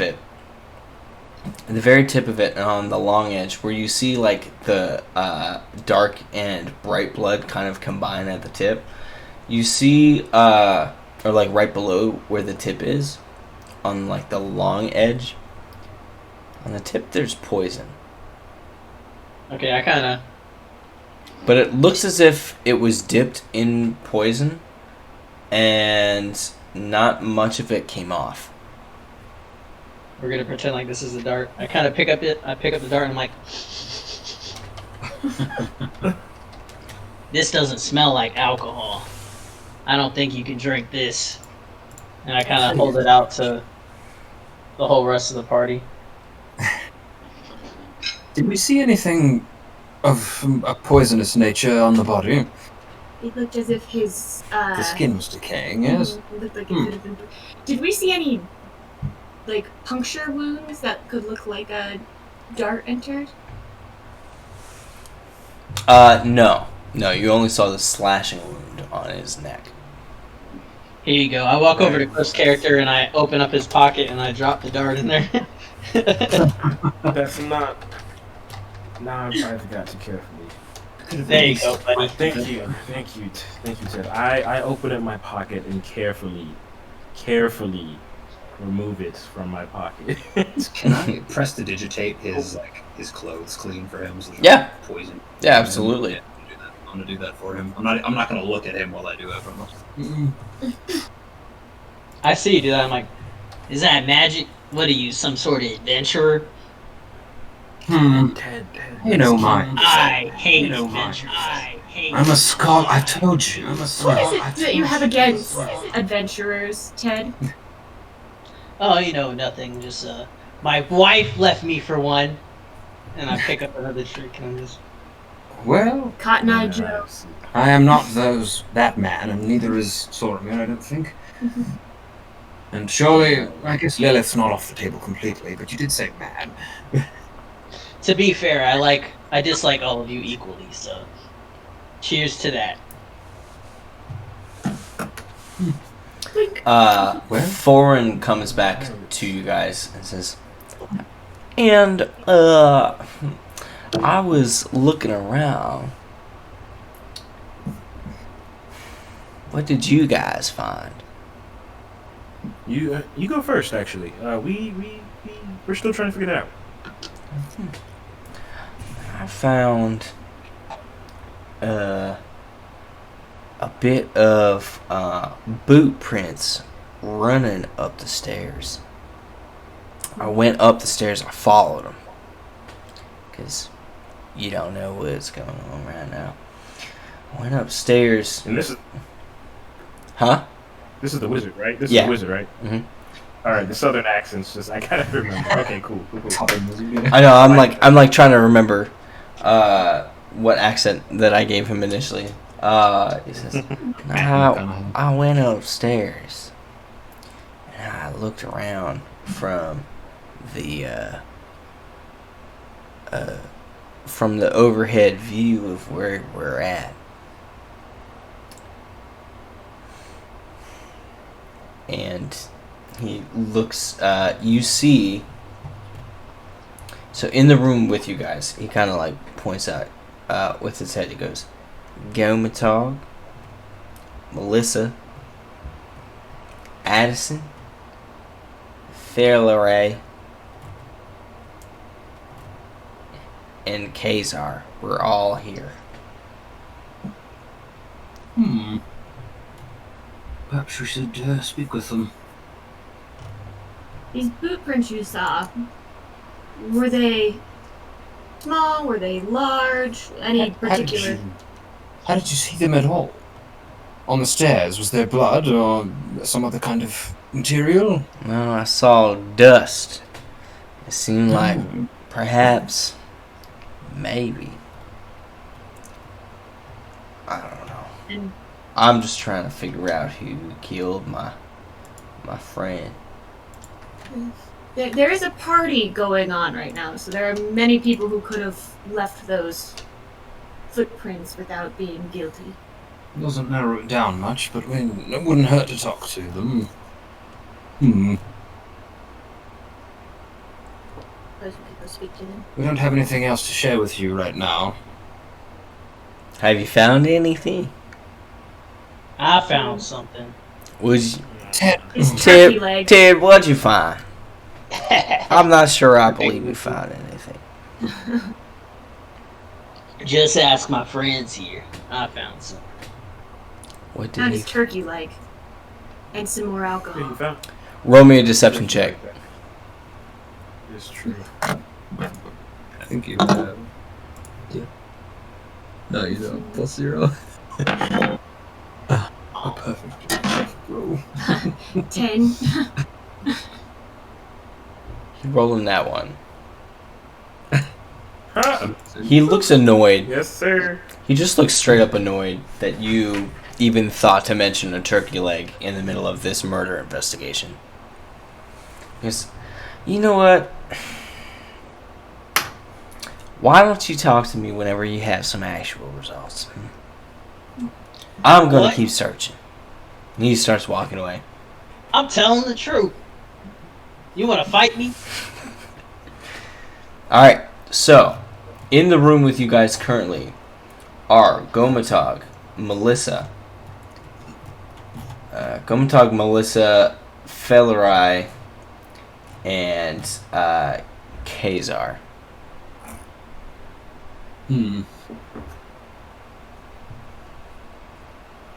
Should we talk to the orcish gentleman? His fine clothing fascinates me. Never seen an orc wear garb such as that before. Seems as good as anybody to start with. No, should we, and I whisper it quietly to the three of you, should we cross-reference the dart with the body to see if there's a wound that looks like it might have been made by the dart? We could attempt to. Should we what? Never mind. Let's just follow us. Fine, just stop speaking gibberish around me. Gibberish? Oh, it's... You know, if you lay off the bottle, Ted, you may understand just a little bit more of what's going on. Yeah, how about you lay off me? How about that, bud? You're right, I'm sorry. Yeah. Yeah. Is there a glass of wine on a table still? Yeah. Or something? Oh, for sure. Aeroth's gonna go grab the nearest one he can find. Yeah. Down. That's the best thing I've seen you do all night.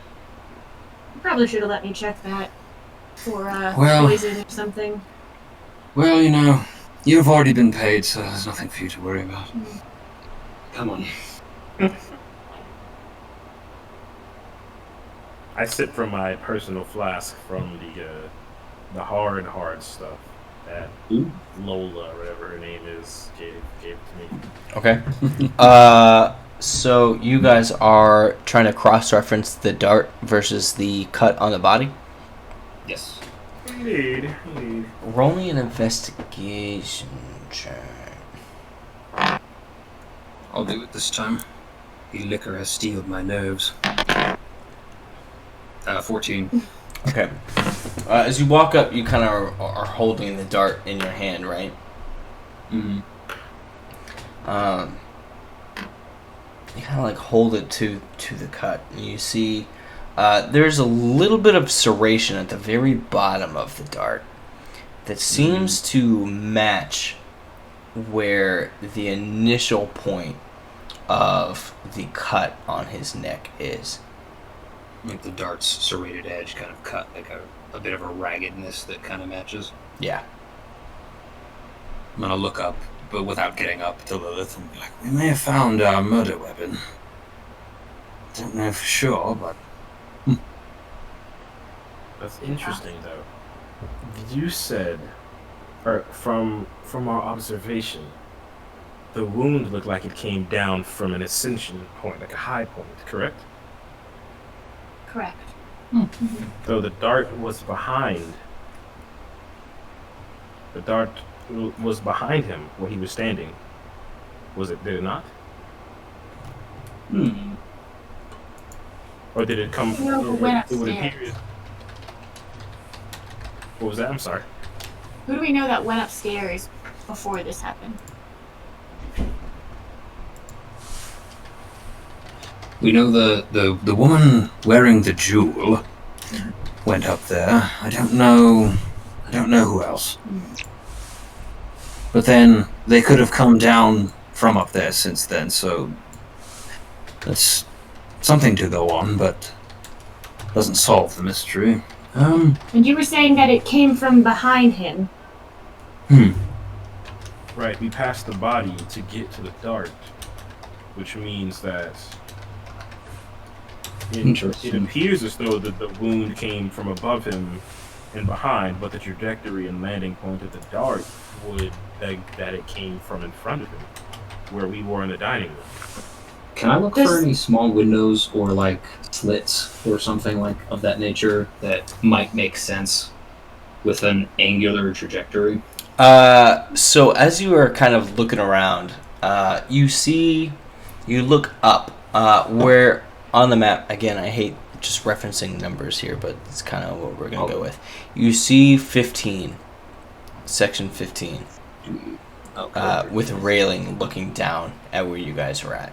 And so his body was brought down kind of where in relation to that?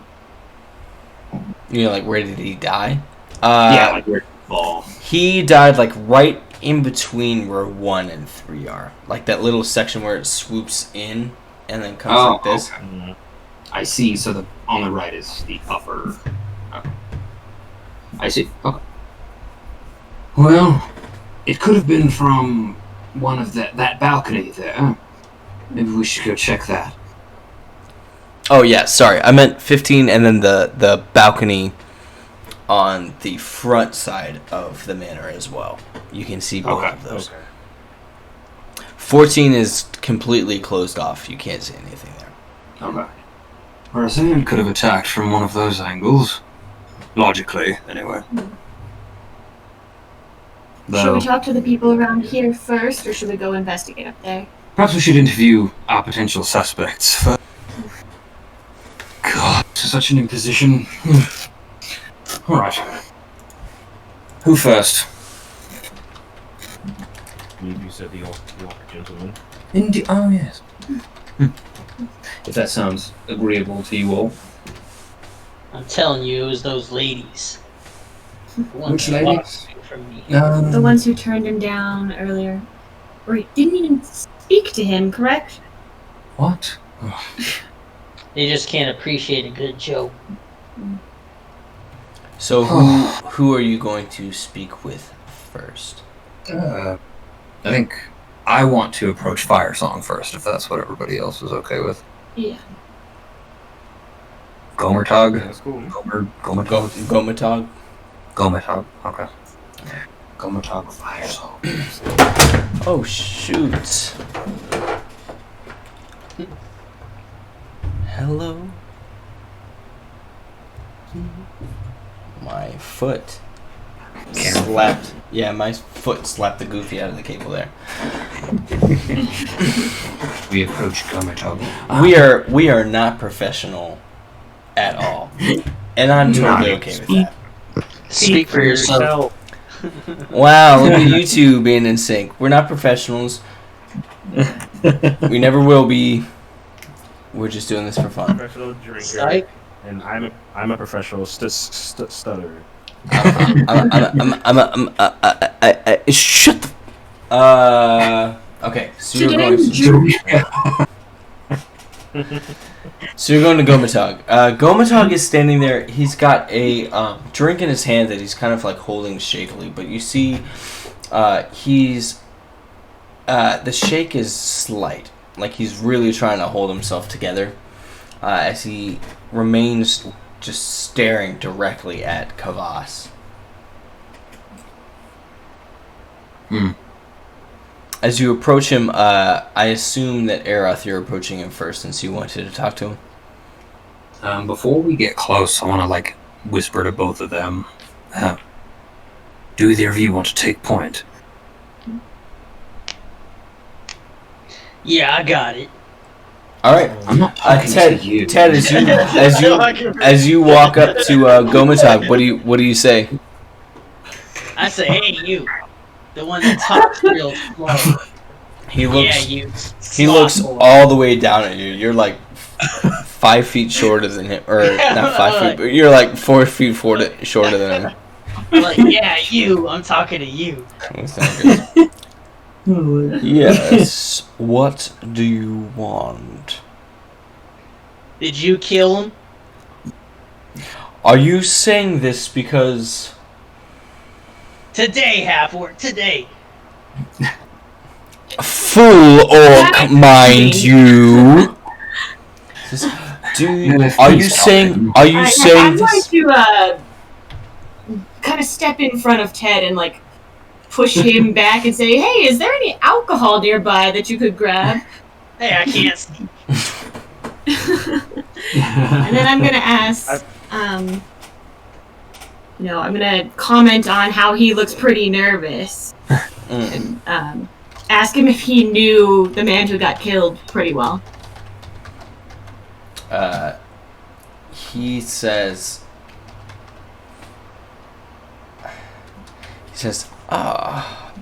of course, he was the guard captain in this town. I'm merely afraid because I was standing next to him before the darkness overtook us, and I'm afraid that people will think that because of proximity, it's me. Well, You think you have too much of that to fear, friend?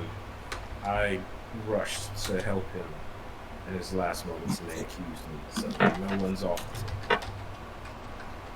if you're standing right next to him, did you see or hear anything unusual or anything of importance beforehand? He says, did you see anything? I could not see it all. Before the darkness came over.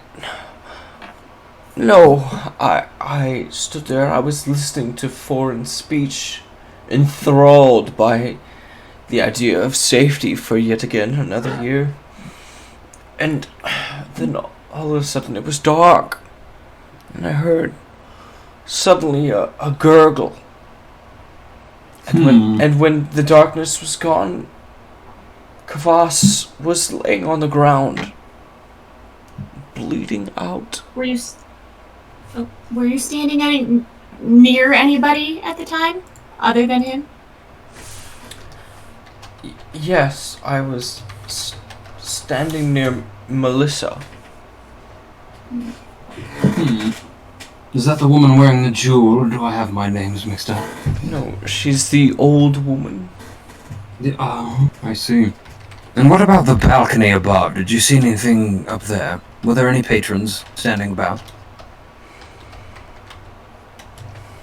Hold on, I have to roll for him. Okay.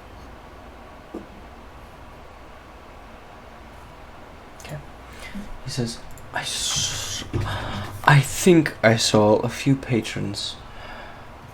They were all, clearly as they could not gather here below in time, they stood up on the balcony to watch as the speech took place.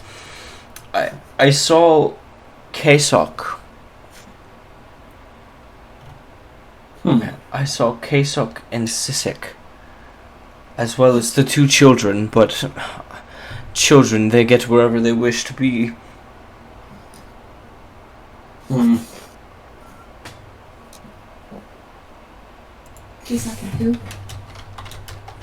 What was the second name? Sisek. And who? And the children? And they were on the balcony, you said?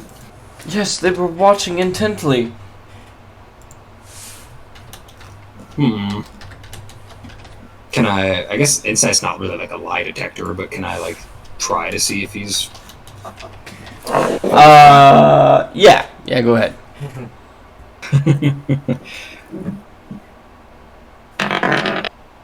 15. He, seems pretty sincere in what he's saying. Like, he's trying to help. Alright. And did you see anything else that you thought might be suspicious? He stops and he looks at you and he says, who, in God's name, would know how to create a spell that creates so much darkness no one can see in it? Adventurers. I'm telling you. Or villains. It doesn't necessarily mean that They're one and the or same. good-hearted. All of them. Do you know of anyone who might have had a grudge or a reason to kill the guard captain? Kvass? K, like V-A-S, basically? Yeah. Or... Yep. Okay. He says, you're asking me if anyone could dislike the guard captain in an entire region? Anybody in particular? Of course people disliked him, but they respected him at the same time. Anyone with a particular vendetta, I mean... Let's see. a couple months ago, he was out on a patrol with a bunch of men, and they were overtaken by orcs. He says, I know orcs. I am an orc, and I understand. But yes, they were overtaken by savage barbarians, and they ran when things got too difficult. Some men did not make it back. Perhaps people dislike the decision that he made, leaving men behind. And then, of course, there's... Well, you're asking for motive, correct?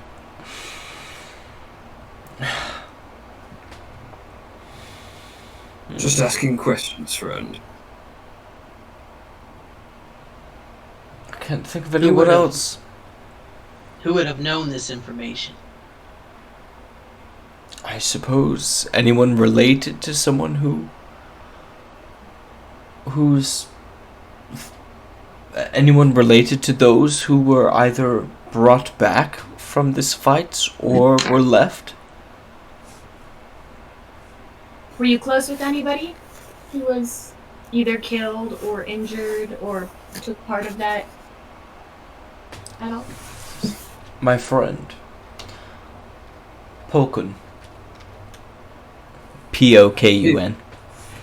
He says, my He friend was among the orcs who attacked. No, heavens, not. He was among the guardsmen who were protecting the town. Forgive my assumption. Were you upset about his death? Do we know he's dead? We don't know. We don't know. Are they dead, or did they just decide to run back and escape, to keep on with their own lives? But you must forgive me. I've been emotionally disturbed by this. Understandable. I no longer wish to speak. Can I do an insight check to see if he's just trying to end the conversation abruptly for ulterior reasons? If he's actually flustered? You can try to see if he's flustered. Not the ulterior motive stuff, but yeah. True.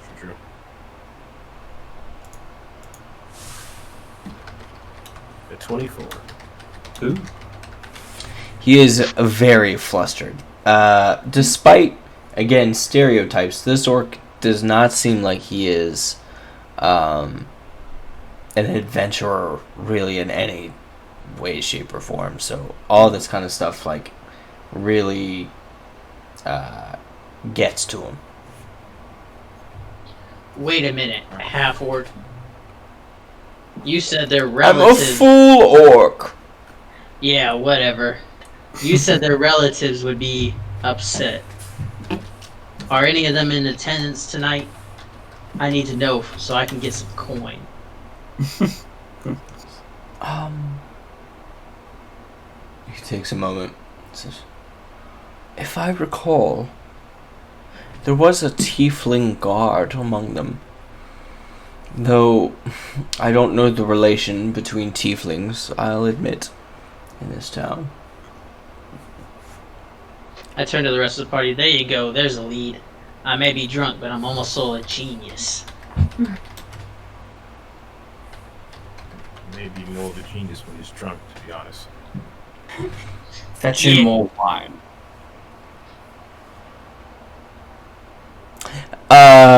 Ted, roll me a Constitution saving throw. +5. Ooh. Yes, It's about sir. time. Alright, let's get it. 20. When drunk is in his name, he gets advantage. Woohoo! 21! So I rolled a 16 plus 5 is 21. The rest of the time, as long as you are drinking consistently, Oh, I mean all the time. you gain +3 on all rolls. Ooh. Yes, sir. I start drinking to catch up in life, and not just tonight, but in life, I need to catch up on my drinking. Starting today. No, but because now you're making me want to make some type of like just complete drunk class. I don't know why. Mm-hmm. Drunken fist. It would be kind of like what is it? Oh, Drunken Fist, but also what's that? Is the halflings that have that braid or something like that? Oh yeah. Lucky. Ted is a trendsetter. You know what I mean? Okay, so damn, I really hate to do it, but I actually have to go to the bathroom and pray, man. Give me. How dare you? Normal human functions. I know. Give me 1 second. I'll be right back. How dare you? You guys can continue to deliberate amongst each other, since I really am not needed at all for you guys to talk. So plan, whatever. It would seem, I whisper as an aside, that Fire Song does not really know anything. At least to my layman's gaze.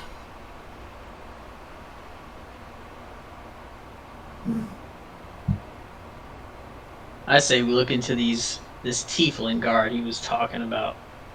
Is he in attendance here? Is he held here just as we are? I don't know. I speak up. I believe the best line of action going forward would be to group the suspects into rooms, because this can go on all night, and I know I don't want to speak for the group, but I quite frankly don't like this place. I was invited and came cordially, but the situation is beyond me and probably beyond all of us, and it would probably suit us best to be a little bit more organized than we've been, myself included. We're about 20 in attendance, correct? I believe 10 to 20, 10, including the guards and the workers. I believe so. Perhaps we can enlist some of his guardsmen to keep the people corralled. I'd say that's a good idea. Within eyesight, within. Indeed. If we let's round up in groups of 5. Sounds like a good number. Alright. Okay, I heard all that. So you guys are planning on rounding everyone up? Yes. As long as we are within our rights as... You guys are the investigators, yeah. Tokrit seems as if he's standing in the middle of the opening to go upstairs, his arms crossed, staring at the body of Kavas. As you guys are standing there kind of deliberating, he looks at you kind of pointedly. What are you looking at? You guys would have to walk over to him. No, for I'm sure. screaming. I'm screaming at him. As we walk He just up, we stares walk at up you, to Ted. him. Lead the way, We walk Ted. up and- Oh, okay. Right up there. What are you looking at? You were saying he continues to just look at you as you run up to him.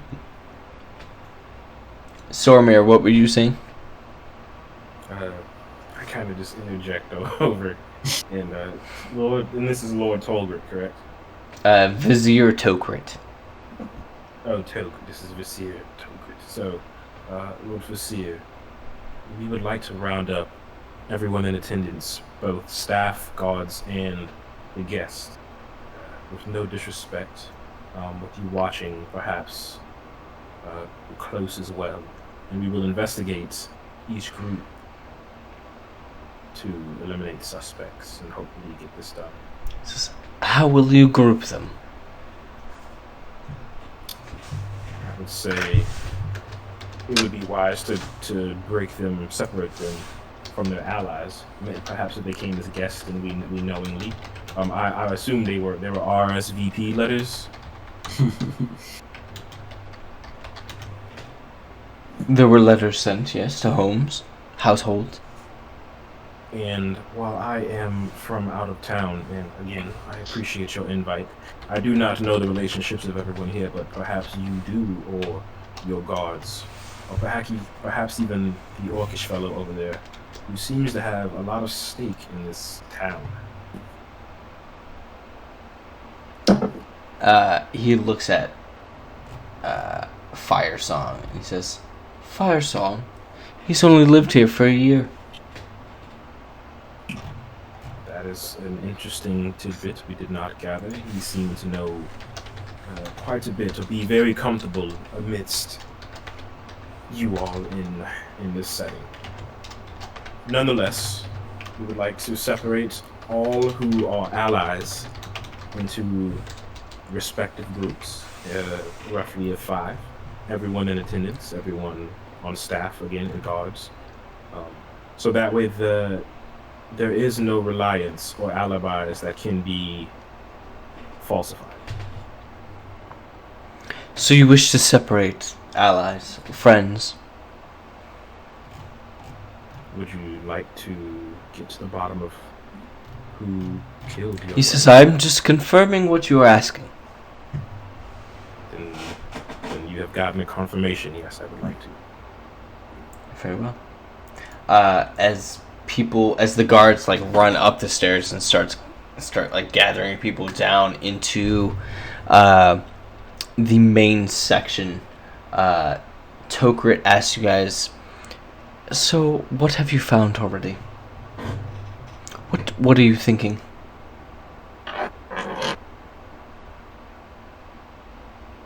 Would anyone like to go first? We don't have any certainties or broad stroke suspicions yet. We still need to talk to more of your lovely patrons. We think that the dart was fired from potentially the balcony there. Or I do, anyway. And this is balcony 15, Yes. in front of 15, 14-ish area. Okay. Yeah. Making sure we're on the same page. Okay. I take out the dart from my pocket, I guess, and I reveal it. This was found, He looks at and I it gesture. and he goes, That's the kind of dart that would be used by a monk. That is very interesting, then. Is there a reason why you say this? A distinguishing mark or something? Yes, if you look, and he kind of holds his hand, or like shows you guys on the side of the dart, there's like a emblem of the monastic like society that they have in the region.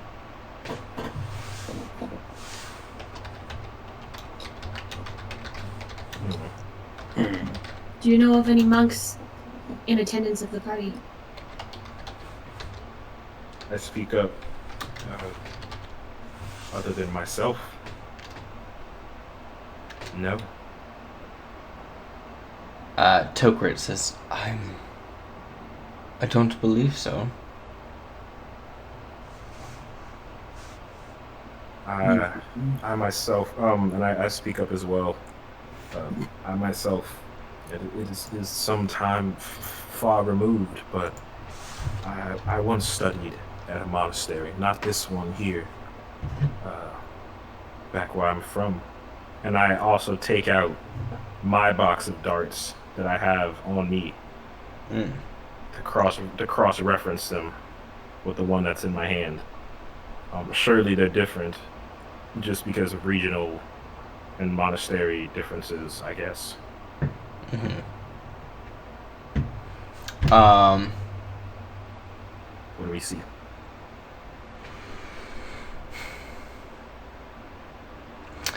You said you're trying to discern the differences between yours and theirs. I am. There is a serration on this one that seems, as you hold like your darts against theirs, it seems as if it was man-made. I mean, clearly it was man-made, but like this was roughly done. Okay.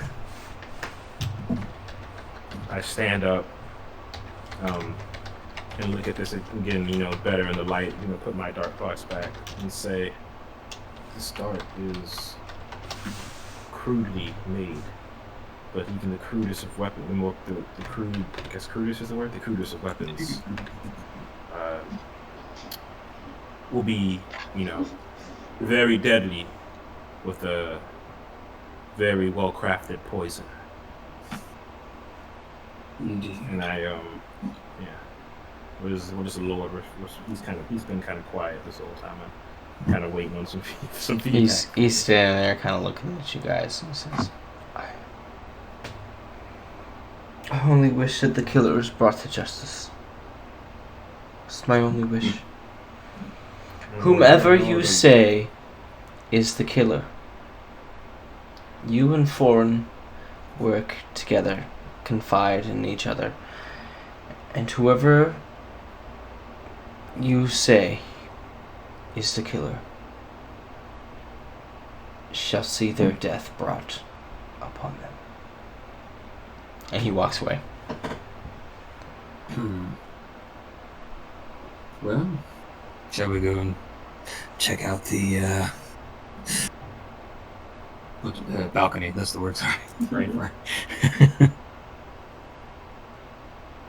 Now, you had said you wanted to split people into groups that they're not friends with, right? Oh yes, that's Right. I mean, some of you guys can split the party. That is okay. I'm good at that. I have a question. Yeah, what's up? So, where was the dart in relation to the body? So, the body was in the middle of like 3 and 1. Okay. And then the dart. Where's one? I see 3. Where's 1? Oh, is 1 this room right? Oh, okay, I see. Yeah, Right. the main room.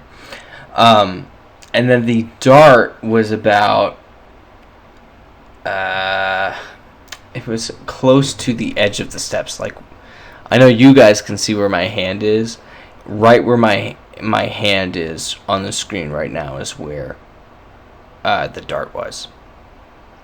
Okay. I want to look at the cut on the throat of the body. Mm-hmm.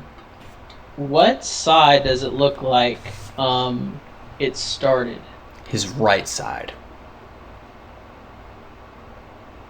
So it looked like the cut went from right to left? Yeah. So like he was facing towards 1. Right. And it looked like it went right back. Right to left. Or really right diagonal. So it came from where we were all at or above us. Yes. Something doesn't seem right. Well, I'm not sure. But what are you thinking, Ted? I may be a little drunk here, but We know. I'm gonna point to where I'm gonna point at the body, and then I'm gonna point at the dart, and I'm gonna say, the scar on the body starts on one side, but the dart lands on another. And I point in the direction of the dart, thinking where the dart was, but I'm actually pointing in like the wrong direction because I'm drunk. And I'm like, if the dart was thrown from here, I think I'm pointing at 2, but I'm really pointing towards like the entrance of the of the mansion. Then why is the opening on the scar there?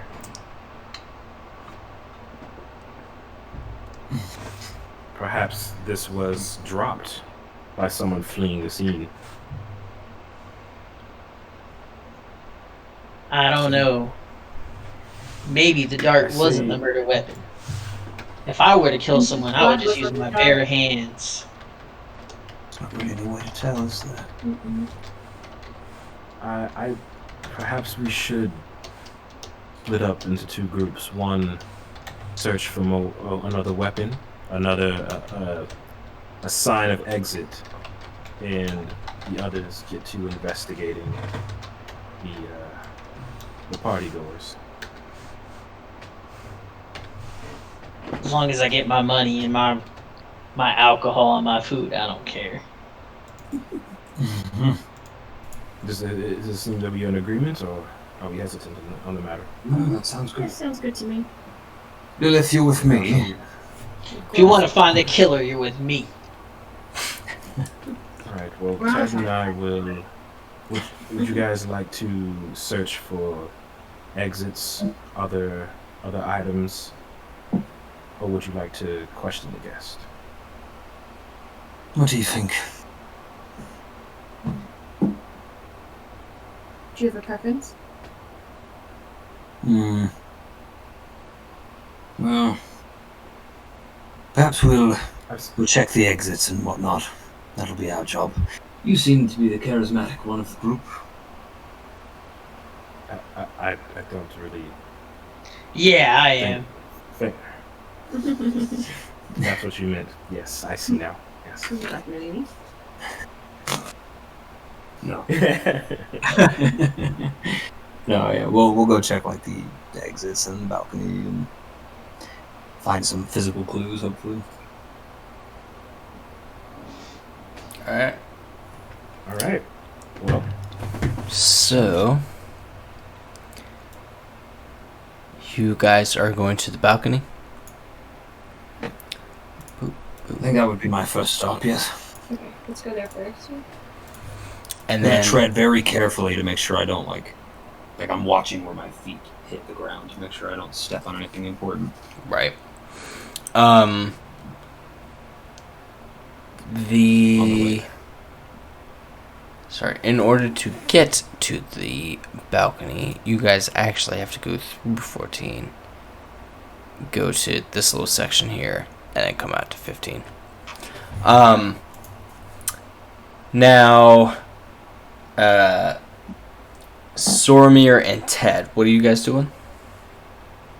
we are waiting for the guards to group everyone up into the dining hall area. Ted, are you still standing on Sormir's back No, I jumped He's off. been off my back for a minute. for a Yeah. while? Alright, that's what I thought, but just had to check. Okay. Alright. So, Aeroth and Lilith. You guys come up. You are in 14. So I'm going to keep you guys here for a second. First, you're in 14. You see bottles and glasses kind of like shattered all over the place.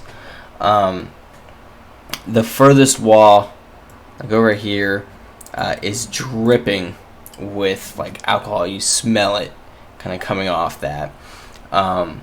As well as you see clothing, like a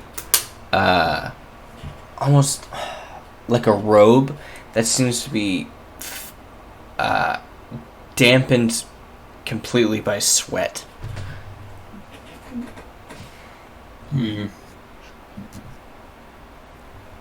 Interesting. That was on the ground? Yes. Yeah. It's on the ground, and there is a pile of clothes that seems to have been disturbed. Let's go. And these catch power. We both just see it, right? And Yep. I'm gonna go investigate, I guess, so to speak. Just a clothing pile first, I think. Okay. In the clothing pile, as you kind of like search through it, make me an investigation check. 16. The clothes that the children were wearing seem to be found in here. And either it's a very common, it seems like it's pretty common kind of clothing. It's not like there's anything incredibly unique about it, except for the fact that one of the sleeves on the more confident child's clothes was torn in such a specific way, where it like kind of wrapped up towards his shoulder, that as you look at the clothes, are kind of investigating it, you see that tear. Is there anything like of substance on it, like a blood or alcohol or sweat or? No. Okay. I mean, sweat, yes, but nothing This is else. dripping with sweat. I think. Oh, okay. The whole pile of clothes or the robe? 2 pieces of clothing are dripping with sweat. Okay. Interesting. And then the robe, I'm gonna look for. You said it was soaked in sweat already, so it's like, is it just like at the armpits and kind of like the neck? It's like really wet. Yeah, kind of the hot spots. Okay.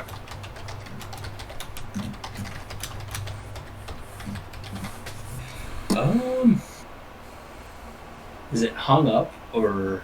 No, they're all on the ground.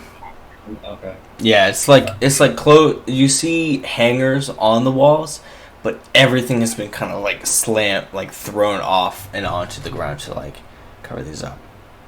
Where is the robe in relation to the doorway?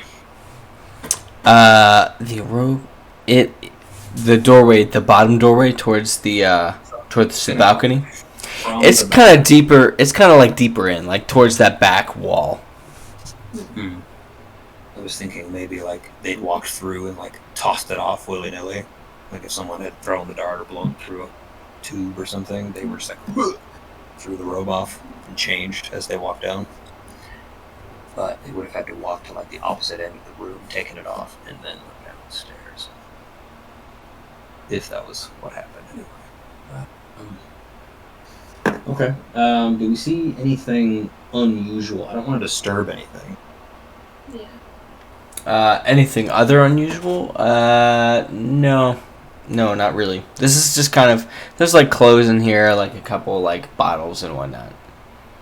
Okay. And there's like a bunch of broken glass from like shattered like ale bottles or Yeah. like, liquor. Yeah, correct. It almost looks like somebody was really mad. It almost looks like somebody was really mad and took like bottles and was slamming them against like walls. Okay.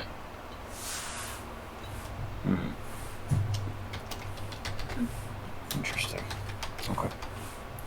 Lilith, should we proceed to the balcony, or do you think there's anything? Yes, let's go investigate up there and we can always come back and look later. Alright. Alright. We proceed. Okay. You guys are you guys going to 15 or the spot right before it? Spot right before it. Right, we have to go through that second. Yeah, way. yeah, you would have to. I'm just wondering, are you guys just completely skipping it, or what are you doing? No, We're looking did we see around as we're anything? moving. Okay. As you walk through, you come to the balcony. You're able to see out into the night towards the village. You see, as you look out, you see guards with torches kind of standing out along the path. As you guys recognize, they had gone. They have always been there. Towards, like, looking below, you see Sormir and Ted standing as groups of people are kind of rounded up and asked, who knows who. And there's a lot of confusion kind of going on as people are like, we know everyone. What are you talking about? And they're trying to, like, break it into more familiar groups of people. Okay. There's nothing unusual on the. Is it like cobblestone or like a? You see, actually, also you see one. So see these ribbons there that are kind of like hanging above. Yeah. That purple ribbon, right at the top, it seems to hang a little bit lower than the others, around the third quarter towards the hook, closer to where 15 is rather than further. And you see like a little bit of a tear in it, like it's kind of like flopped over. Do you see that, Lilith? The purple ribbon? Yes. Yes, I do. It seems a little bit low. Should we take a closer look? we view it from 15? Or...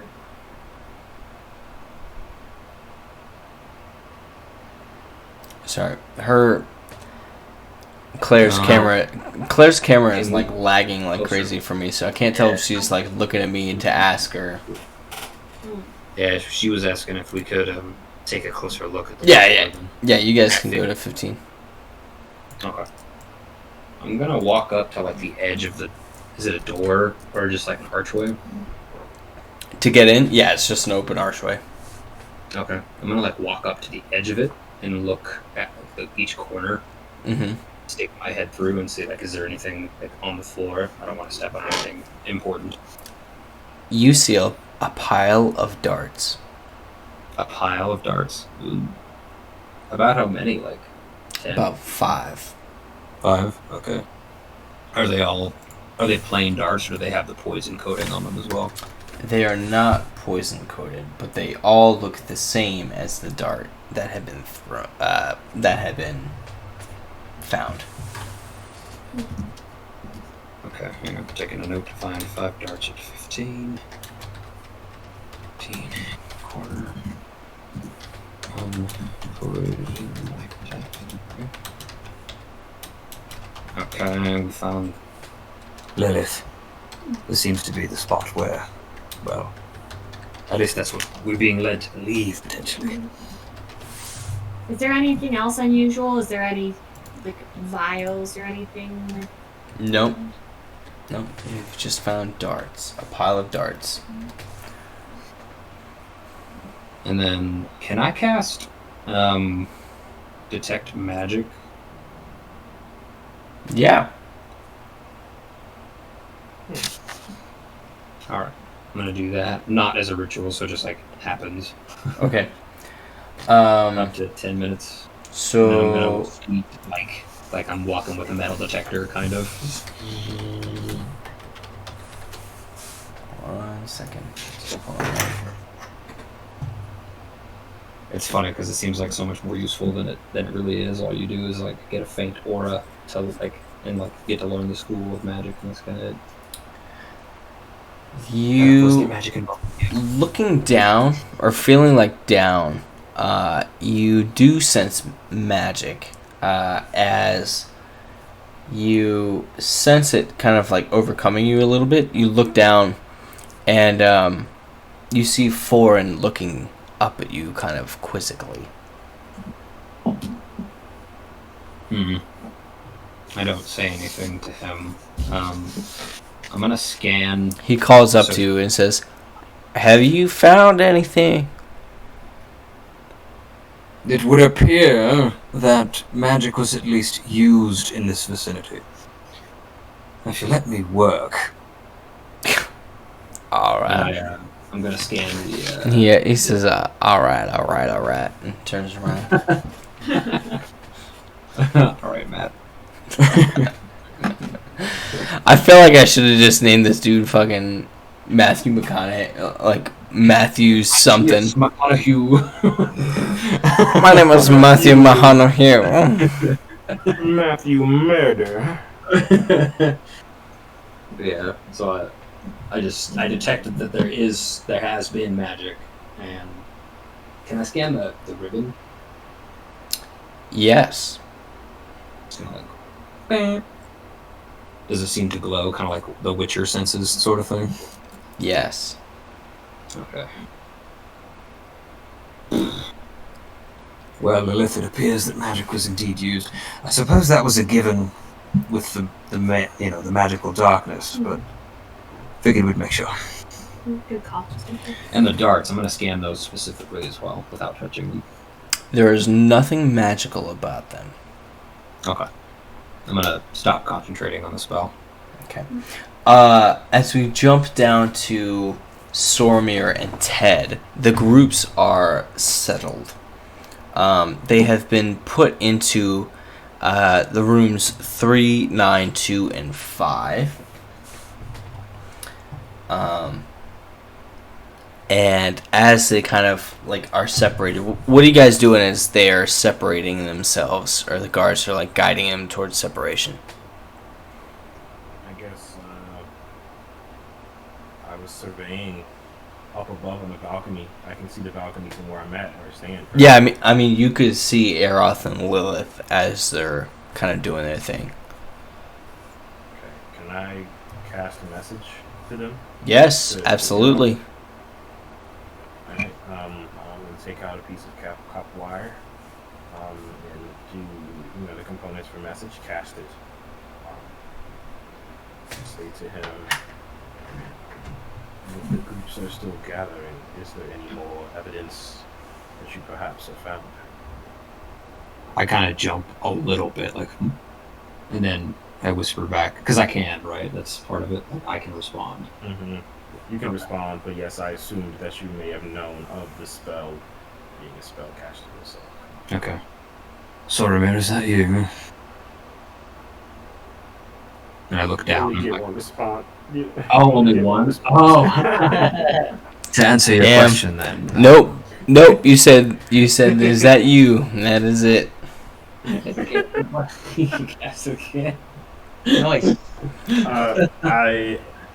I kind of stand there with hands on the hips and pull out some more my dwindling amount of copper wire that I have. Copper wire. Cast message again. Yes. May you please answer the question. This time you only get one response. We have found 5 dots that are very similar. We think the same as the dot we found down below. There is clear evidence of magic having been used up here and upon purple ribbon. Though I can't tell what, only that there was magic used. I nod to him and I say, "Come on, Ted," and we walk into room 9 first.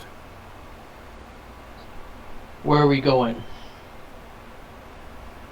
We're going to get answers, hopefully, and maybe even get you some more gold. Yeah, well, I guess I'll lead the way then. And I'll strut in front of him. Which room are we moving into? You 9? should know, leader. We're going to 9. Yeah, okay, we'll go to 9. I'm gonna strut into 9. I'm gonna strut into 9, and I'm gonna be looking for a tiefling in particular. Alright, so you both are strutting into 9? Or he's strutting into 9 and you're just kind of following? I'm close behind. I Alright. fully intend to walk into 9 with him. Alright. We are a team. As you guys walk in, we are going to take a 10-minute break. Break. We're taking a 10-minute break. Secret break! Alright, mute yourselves, please.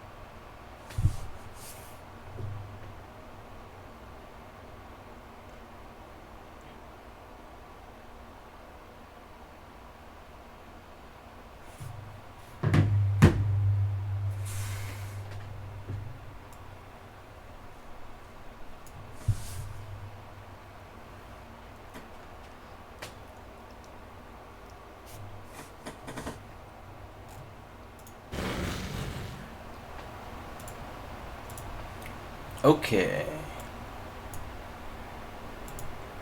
Alright. We are back. So, last we left off, we had Aeroth and Lilith checking out the balcony above the murder scene, and Soromir and Ted having just entered into a room with 5 of the potential suspects. Now, the suspects that you are looking at are Cade. One second.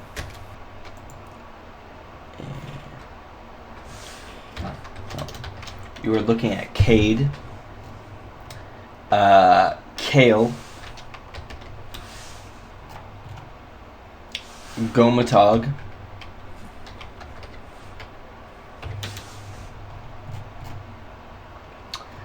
Melissa, and Addison. Absent. Addison, the human. So, Cade and Kale are actually sorry, I lied. Cade, Fellerai.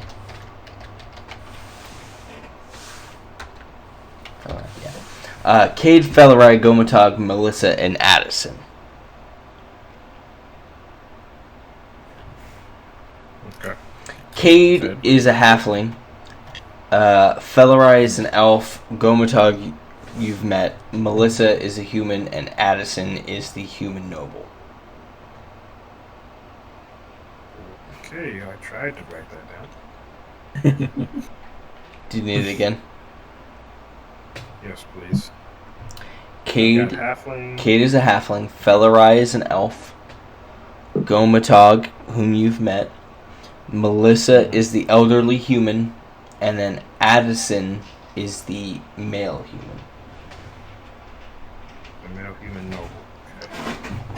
And we also have Kale, who was also a halfling. No, he's not in the room because he's friends Okay. with Cade.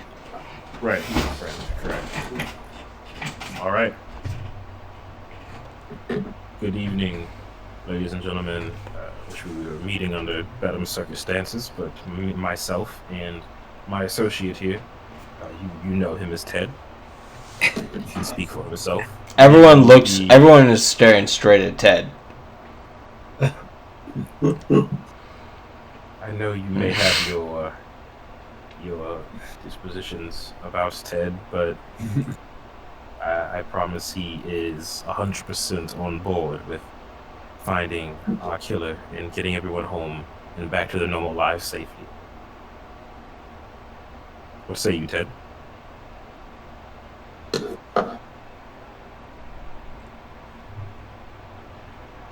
Ted's muted. Ted, you're muted. Which one of y'all killed him? I look at their faces and I say this.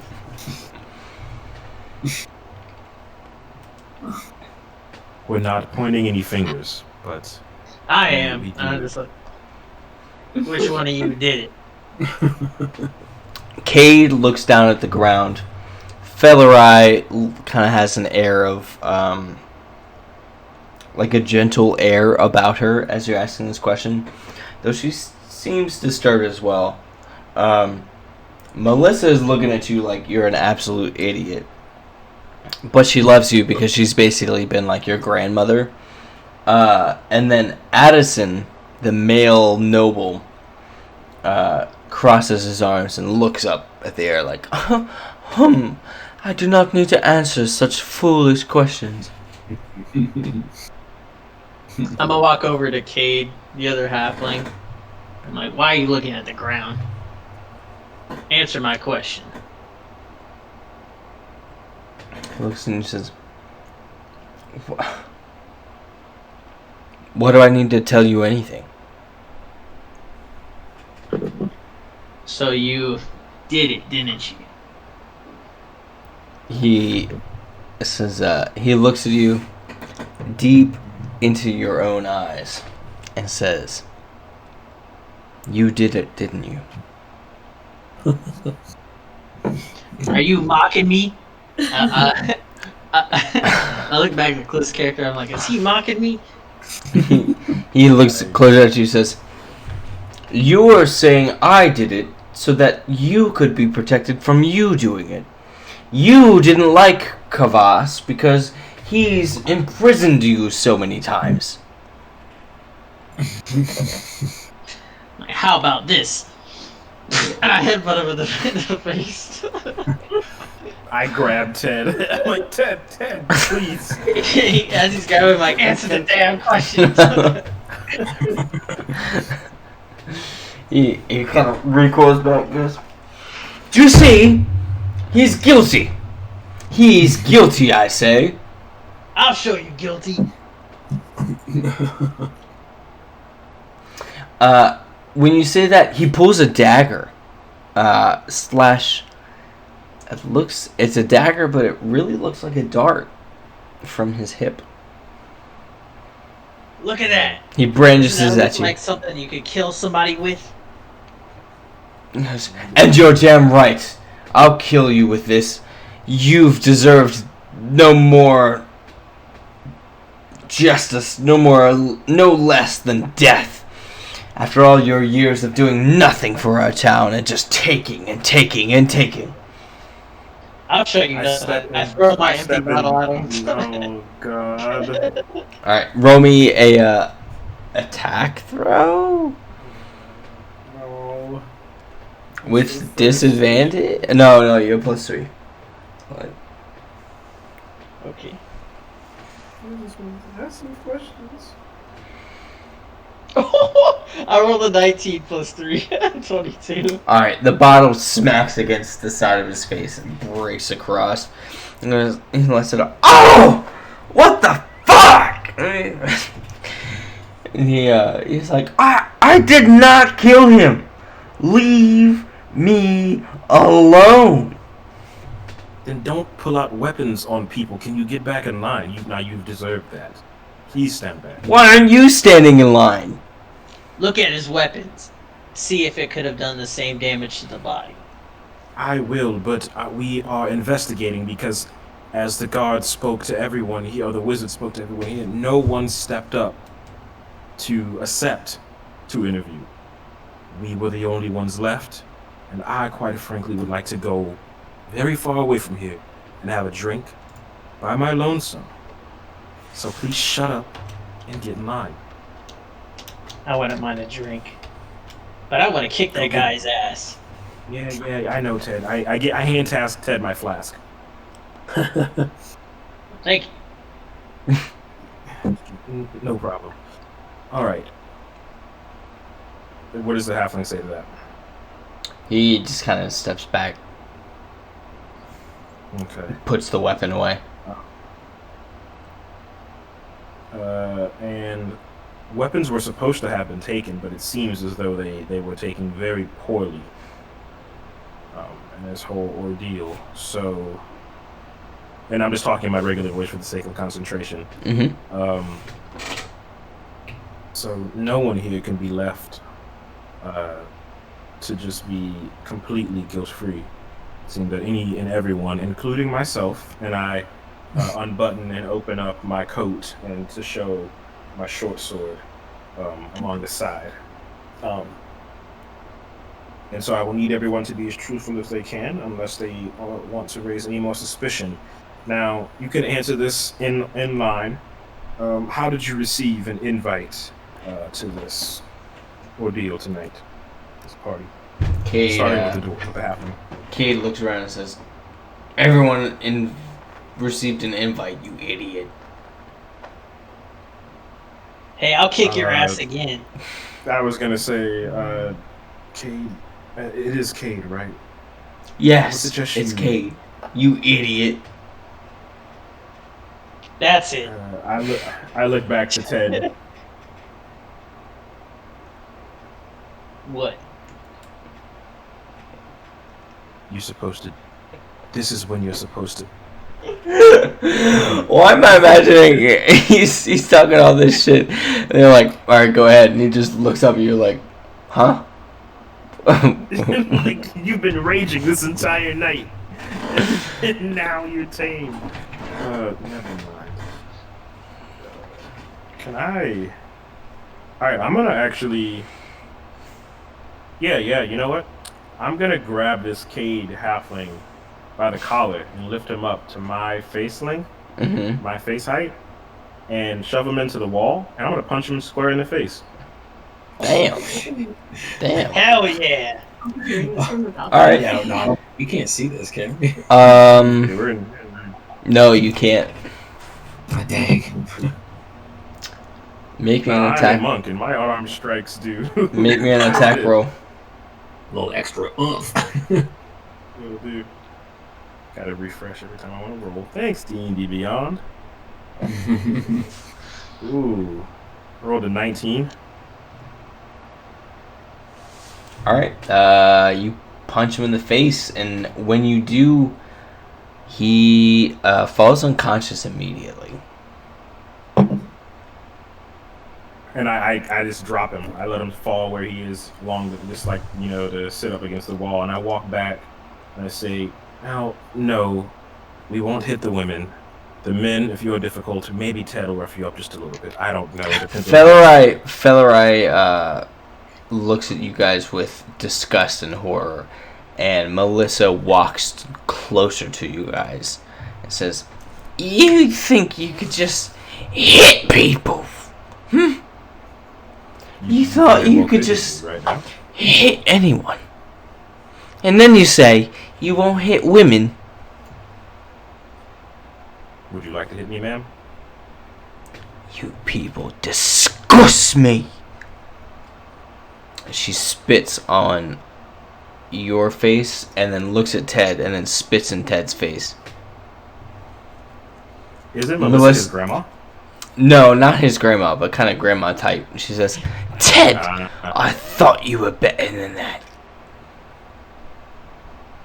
I kind of wipe it off my face and like, you gotta do better than that. I've had worse thrown on my face. I take a swig of my drink. She looks at you, Ted, and she says, Worse than that." All right. Oh, no. "Your grandfather, your grandmother, your mother, and your father all died to the drink. Why? Because they died alone by themselves in a fishing village, in a fishing hut, unable and unperceived by the rest of the community, because they were so unloved and unforgotten that no one gave a shit to try to even find them whenever they didn't show up to the daily jobs. So here you are, Ted, me having raised you, and what are you doing now? Now you're punching people, throwing bottles in people's faces.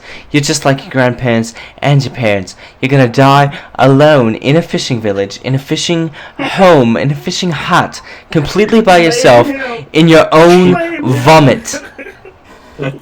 You shut your whore mouth about my family. Oh, God. They're great I people stand just back. like me. I stay in back. I stand back. Basically, grandma.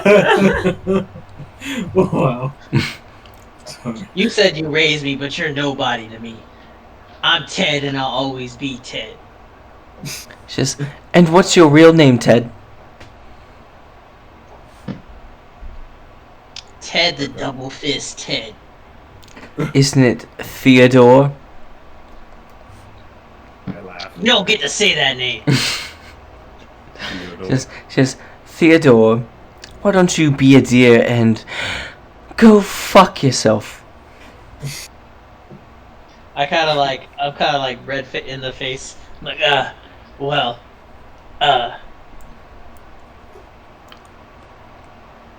She says, "Sit down, sweetie. Sit down right now. And just shut up." I think she killed him. And you thought the last person that is now knocked out killed them, as well as the women who paid you no mind before, so please, Ted. Or Yeah, Yes, well, Ted. this Now, this one's a real royal bitch. So I can take him. is anyone willing to answer the question that I asked prior? Anyone at all? Addison says, You and all- you- what question did you ask prior? I've forgotten, there's so much commotion. There is quite a bit commotion. I also agree with you, Sir Addison. I was asking your relationship to the Lord, his lordship, and the nature of what. Oh my gosh, yes, okay, fine. He and I were diplomatic rivals, me and Lord Tokrit. But that gives me no motivation to kill his guard captain. It would not make sense, so just forget about me completely. That's not how investigation. It makes no sense for me to even attempt to try to kill him. How could I do it? I have no connection to magic. I have no weapons. Search me. I turned to Ted and shrugged. It's got to be somebody. No, you're supposed to search him, Ted. Oh. You're the muscle. You're the muscle. Yeah, I do that, and I'm gonna walk over and pat him down. I'm gonna pat him down from the waist down and be like, "Can you go down a little bit?" He kind of like awkwardly starts squatting down to like let you. I pat on his chest. And I'm like, just a little bit more. And then I pat like the shoulders, the back, and the sides, and everything. Do I feel anything? No. Take his coin. Take his coin. Yeah. Do I feel like a coin? Yeah, here's a coin pouch. I'm gonna open up the coin pouch. I'm gonna look in there. What do I see? Coins. I gotta take this. I gotta take this evidence. And I put it in my back pocket.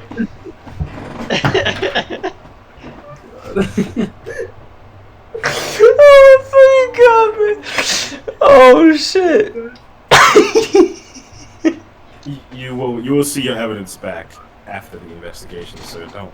I promise you. He looks horrified. He looks absolutely horrified at the fact that Ted just reached into his gold pouch and took out his coins. Don't worry. You have the 10 guarantee that will come back to you. Just, Anyone for else some have any reason, I'm weapons not of so any sort on convinced. them?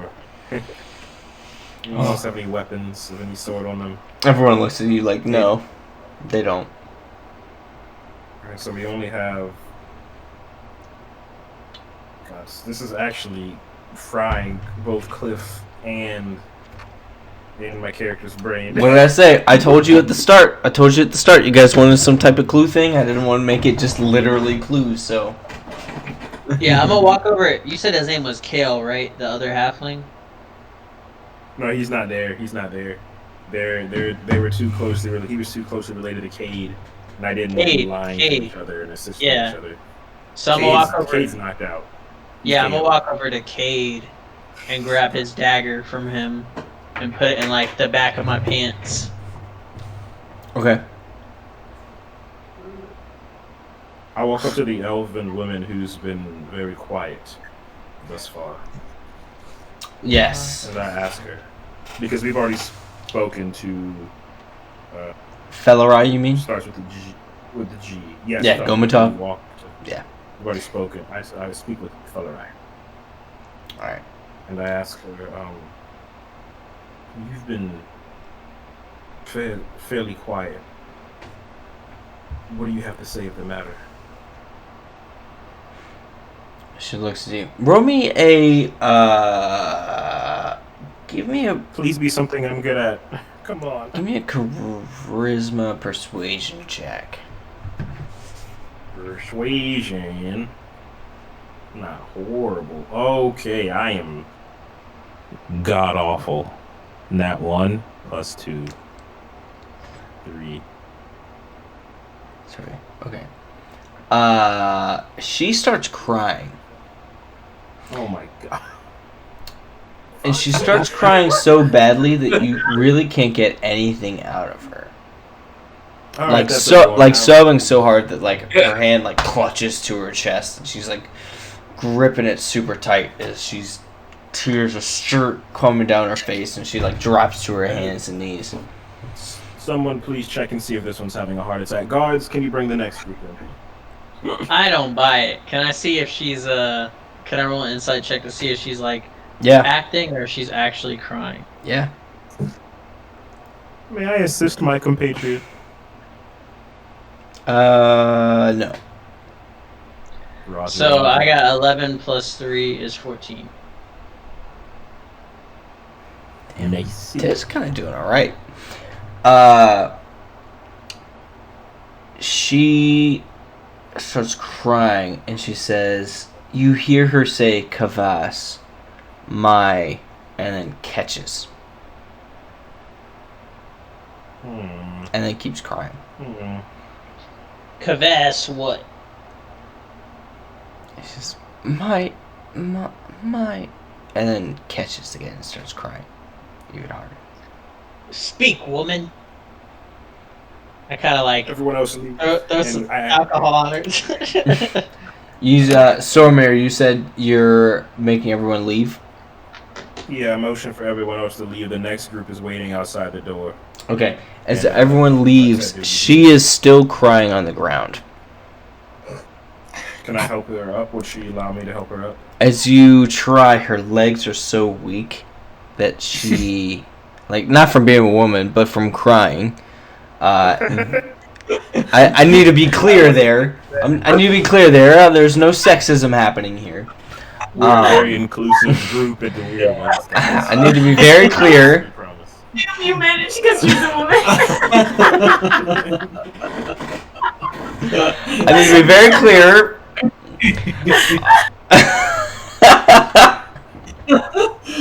Because she's in hysterics. Oh, wrong word. Shit. Let's see. Not because she's a woman, but because she's in hysterics. I promise. I swear to God. Her legs are not weak. She drops back down, and she lets slip. She says, "My love," and then catches herself, and then tries to like stand up. I hunch down. I don't force her to get up anymore. Clearly, seeing that she's in a lot of distress. I put my hand on her shoulder and I ask,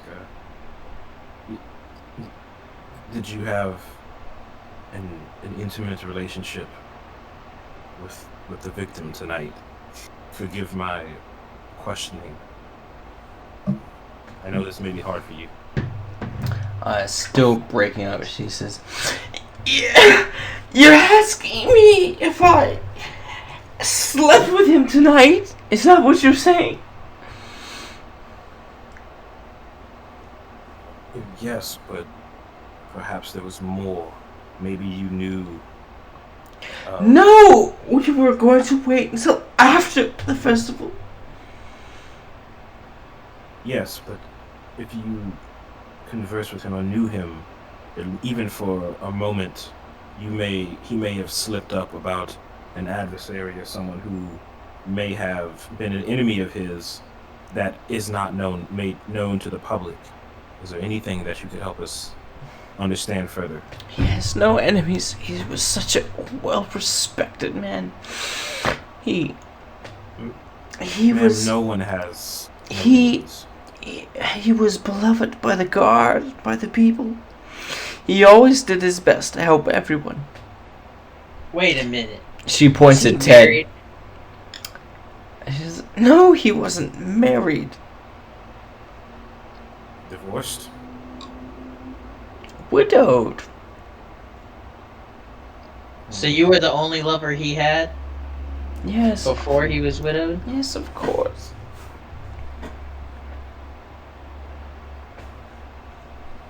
See. Insight check. Go for it.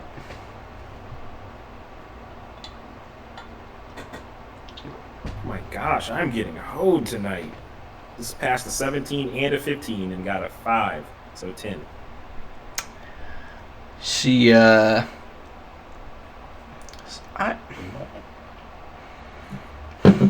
far as I'm aware, I was the only one after his wife died. Is anyone Ah. here? Go ahead, Ted. How did his wife die? She was eaten by a dragon 3 years ago. Fuck. Damn dragons. Foreign, Not with the adventure. he saved the town from that. Foreign, he's such a sweet and gentle soul. He and I became quick friends after he saved me as well from the destruction of the dragon.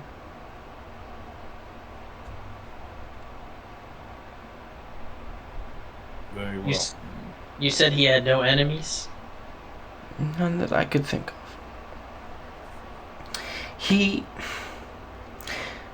Most recently, he had to flee from a battle with his troops because they were overtaken by hobgoblins and orcs, and goblins and bugbears working together, and he had to save the lives of many. He had to sacrifice a few. Did he ever mention a tiefling? No, but Avazash, he was a tiefling that was in the guard. He never returned. I look over to Cliff's character. I say that because I'm so drunk I can't remember your character's name. Soramir. Think Boromir, but Soramir. Yes, it's just- I will remember that, but I can't say Ted will. Gotcha. So I pick up on that look, and I ask, would there be anyone in relation to anyone in this room that would have a vendetta for your lover and his inability to save during this attack? Just looks around and says, That you "No one, spoke of. no one in this room, but Lacan, What? the tiefling child. His parents, his father was the one who was left out in the field, and his mother has been dead for a long time." And the Khan, was that the confident boy or the more modest? Lacan is a well, after losing both of his parents, you see, he's a nervous child.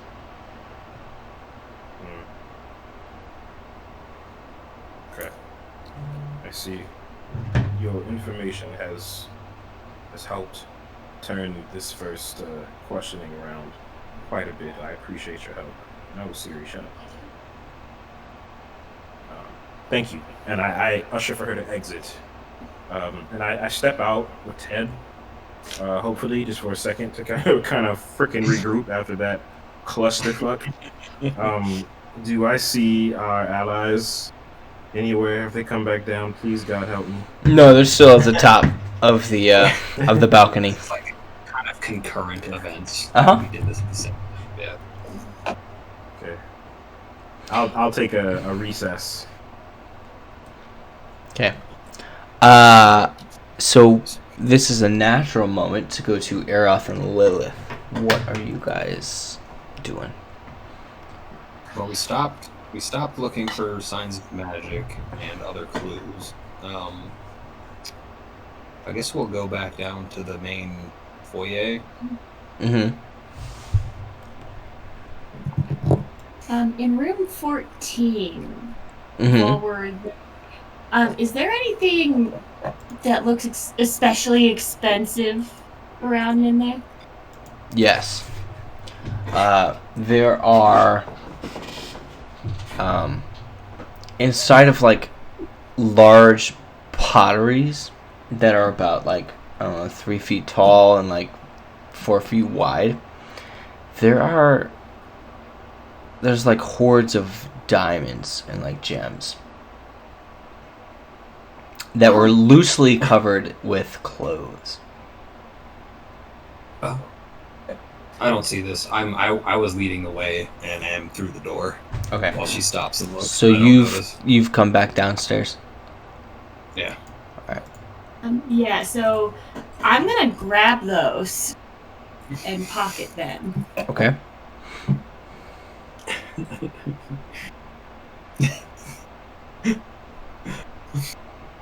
Mine. It's a bunch of diamond gems. Yeah. Hey, I mean, Ted literally stole some gold. He committed, like, stealing right in front of the entire group. I commandeered. Okay, so you grab all the gems. Are you going downstairs? Are you following Aeroth back downstairs? Yes. You all are now in the same. You guys are all now in the same room. The stairs from 14 lead directly into 9. Okay. I'm gonna look in. I see Soromir. I'm gonna like. Soromir Walk and over. Ted. Okay, I see both of them. Mm-hmm. I'm gonna walk over and like just get close enough to like whisper conspiratorially a little bit, like kind of like put our heads together a little, and be like, "Have you found anything?" Ted here, he got himself a coin purse to confiscate it. And this, But we I pull out do- the dagger, Oh my God! dagger dart looking thing. May Coralon Yes. bless you. Does mimic the same dart we found originally as well. And another tidbit of information that we got, and I lean a little bit closer and look over to the elven women inconspicuously and say she was close to the victim. And I do not believe that this is bona fide evidence, but it seems as though he, in his past, being a very decorated man, he can't save everyone, and it appears as though someone in this party may have been directly affected by it. Have you seen the tiefling children running around anywhere? Not recently, no. Earth, did you see them? I would say the last time I saw them was when they were, like, when we first entered, and they were clearly up to no good. Gliding through the crowd as they were. Well, weren't they taking things? They were taking things. Yes. Are they grouped up anywhere that I see? Maybe holding? Are the guards waiting? The children? The children, are they in a group? Yes, they are in a group. They are holding hands, grouped along with, grouped along with, Kasok, Melly, and Kazar. K-Sock. Jesus, names. K. I know. My naming conventions are insane, and I will never apologize for it. K-Sock. Then we have Lacan or Lesson, or however you say Lacan? the name. Lacan. And we didn't. Okay, I'll put it in Austrian. Lacan We didn't and get Simon. it. Cyman. Alright, do you say we perhaps investigate them, maybe expedite the process and get them in first? That is the only true lead we have. Does anyone have a particularly good way with children? In my past lives, spent some time with intimidation methods, but that is the extent. Do they give padding? Do they give beatings to children in these parts? Is that culturally appropriate? Sorry, in the monastery it was to be expected. Your second. Let's lead with kindness first, shall we? I'm If we gonna didn't kids. answer it that way, then I'll let you torture. I mean, Ted, you said yeah.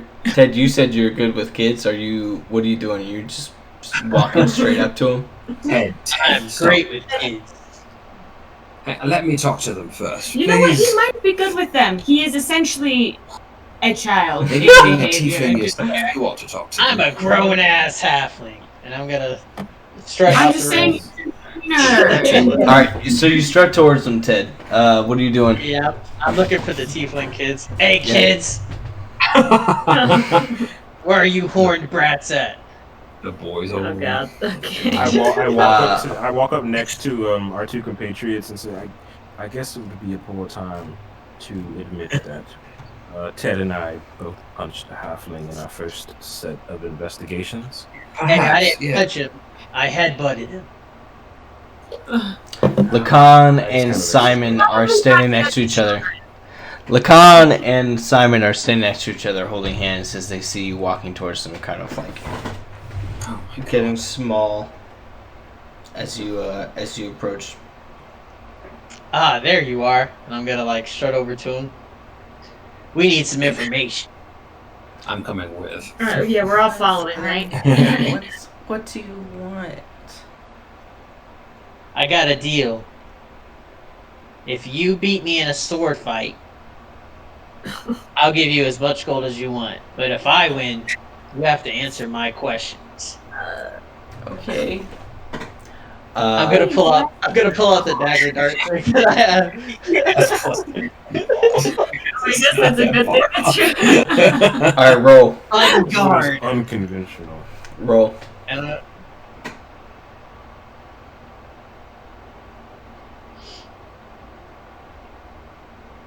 We need to roll. Yeah, you need to roll. oh, I'm rolling. I thought he was gonna. I was waiting for a response from him.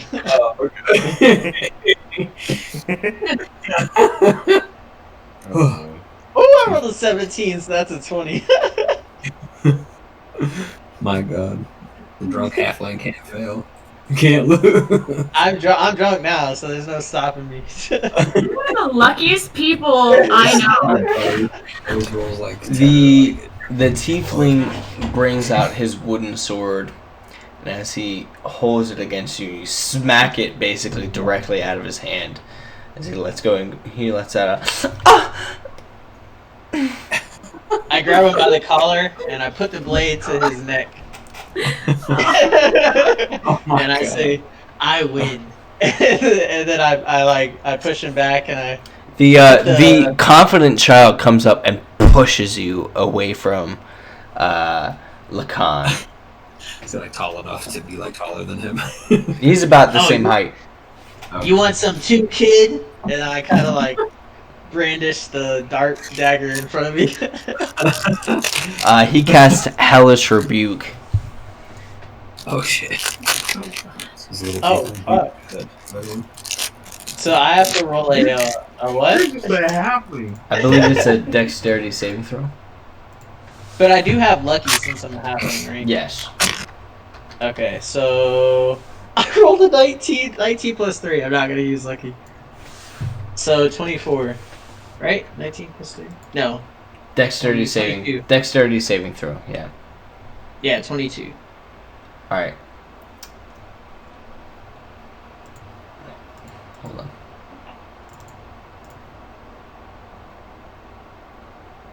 You take 5 damage.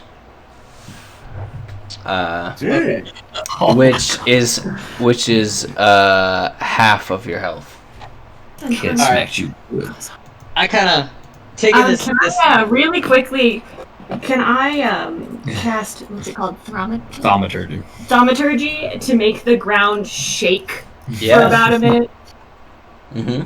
just to distract everybody, break Absolutely. this up. Absolutely. I'm not trying to rob you. Yeah. Bilbo Baggins. I should just leave. Just Yeah, the ground shakes. All right, what are you guys doing? The two children look off guard. I'm waiting to see how this plays out.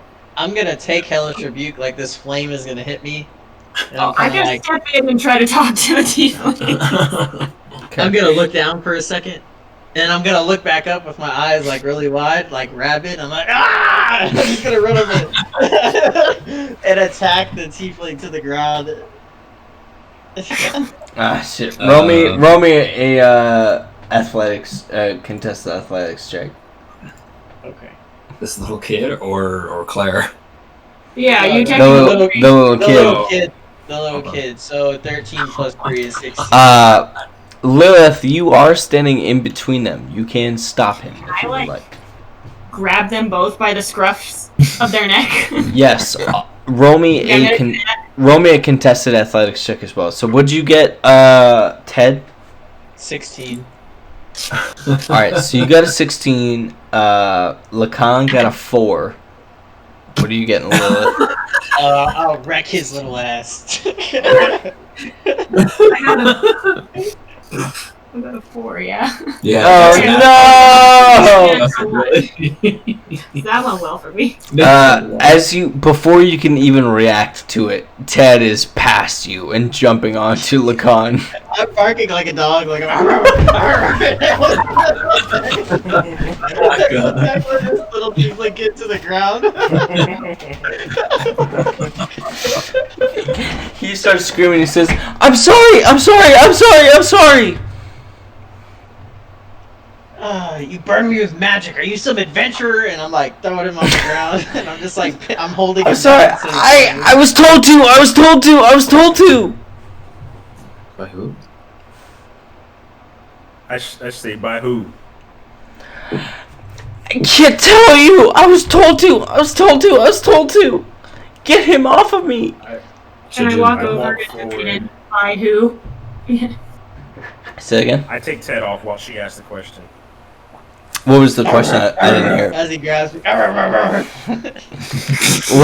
Lilith, what was your question? It was by who? He just, while he's kind of breathless, you know, about like he's about to cry, he steels himself and says, "He left my dad." Who? Yes. Who are you talking We about? already knew that. Kavas, Captain Kavas, he left my dad.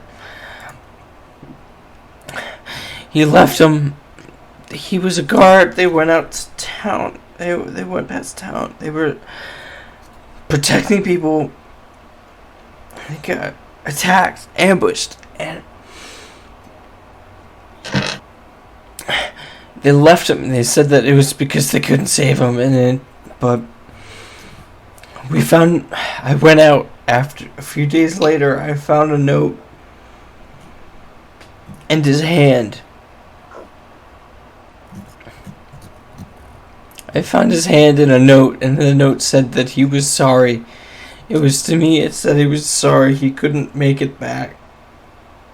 And I found his hand, and most of it was eaten.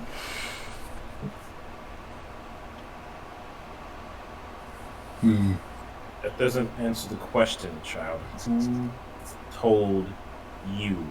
And I look him square in his face.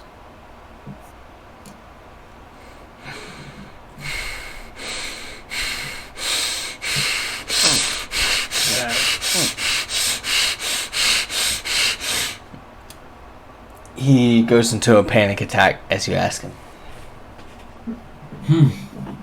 I'm never gonna be able to roll an intimidation roll tonight, am I? Everyone keeps doing the opposite of what I want them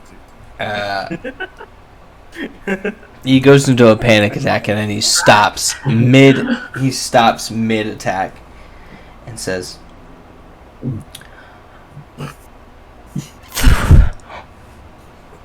then he falls. Cut out there. Oh, I said what I meant to say. He said, and then he falls asleep. He passes out. Roll me a perception check. I looked at everyone else. I'm like, well, it's pretty obvious. This kid killed me. Roll me a perception check, Soromir. He was not acting alone, though. Oh, wait, just Oh my Sormir? god. Yep, just 11. Sormir. I rolled really good.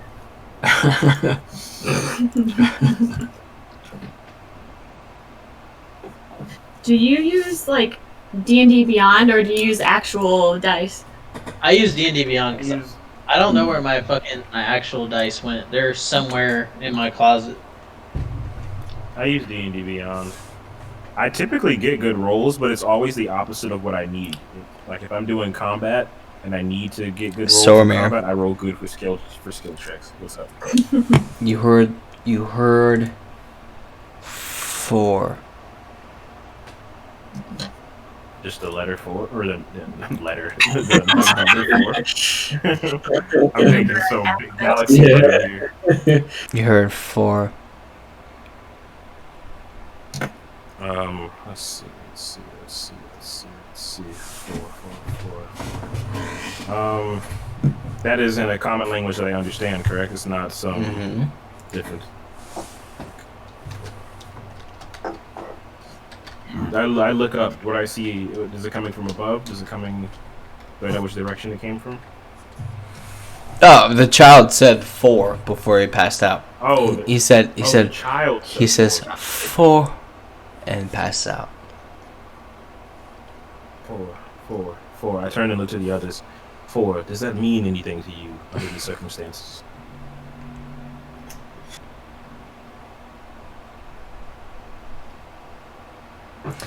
The vizier walks into the room as you guys look around and says, "Have you found anything?"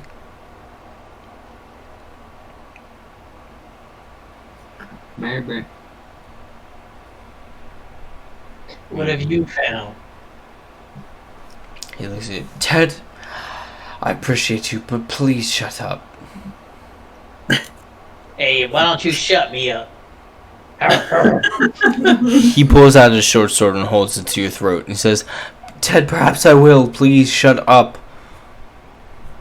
I pull out the dagger, dart thing. Make me. Ted, roll initiative. Just did.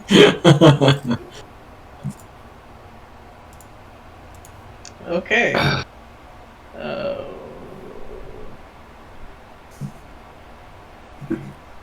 I rolled in that one. He rolled a 15. So that's 3 or 4? You, well, he rolled a 15. Your AC is 10 because you are a commoner. And he has a short sword. Oh my gosh. You already took 5 damage, bro. You're gonna die. I'm drunk. I'm invincible. He deals 12 damage to you. Does that instantly kill him? Because Yes. it's more than Yeah. his negative. He- Oh my god! he This takes- is good. He takes his short sword as you accost him. Your neck kind of up against his short sword as you pull out your dagger. He goes, "I'm sorry, Ted." Oh my god. So he stabs me in the throat. You're dead. Yes. Oh my god. Okay, as I'm bleeding out, I'm kind of just like swinging in the air, like I fall over to the side and just Alright. dead. Can I? I'm gonna. While this is going on, and everyone's distracted. I'm gonna cast invisibility. Okay. All right. Anybody else doing while we're like doing this? I'm just watching an amazing. People are Yeah. watching and their eyes are like wide open. Like, I can't believe the vizier just killed like a long-standing friend of his. It was time.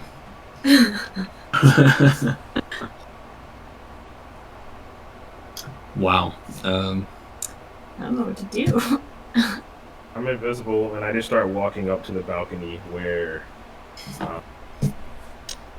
Lilith and Era first Had been. Holy shit. Okay. Do I see him go invisible? No, I mean he's just invisible all of a sudden. Oh, okay. Okay. Sormir, you look down, and in room 3, you see Foreign standing, kind of like half peeking across where the end meets into one, looking like peering, trying to like peer into the room, into 9. Okay. I walk over. Yeah, he's peeking from another door, or he's peeking. He's in room 1. He's in room 3, peeking He's in in. room You went upstairs. You're at 15. Yeah. Okay. Okay. 15. He's 3. Okay. Peeking. All right. I keep watch. I keep Okay. watching, and this was foreign or Foreign. foreign, and that sounds a lot like 4.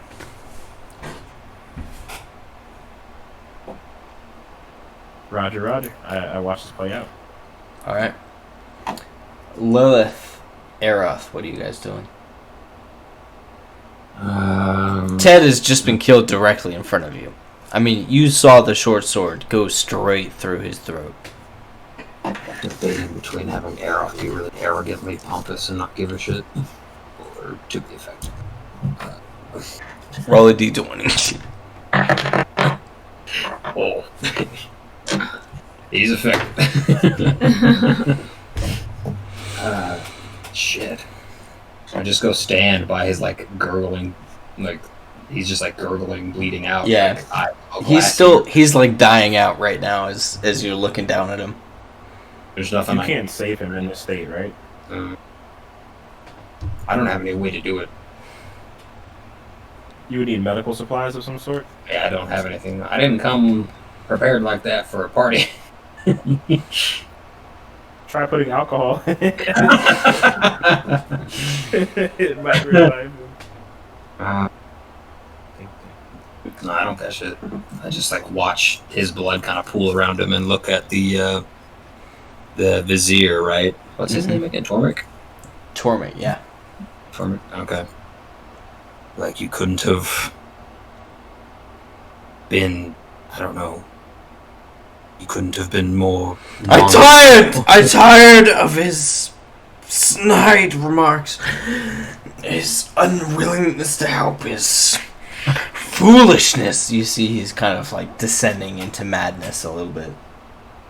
Can I run over and try to restrain him? Toric? Yeah, hell yeah. Roll me a contested athletics check. Should have Not made a your one, strength your not a highest one. score. Nice. Kill my boy. So, 22.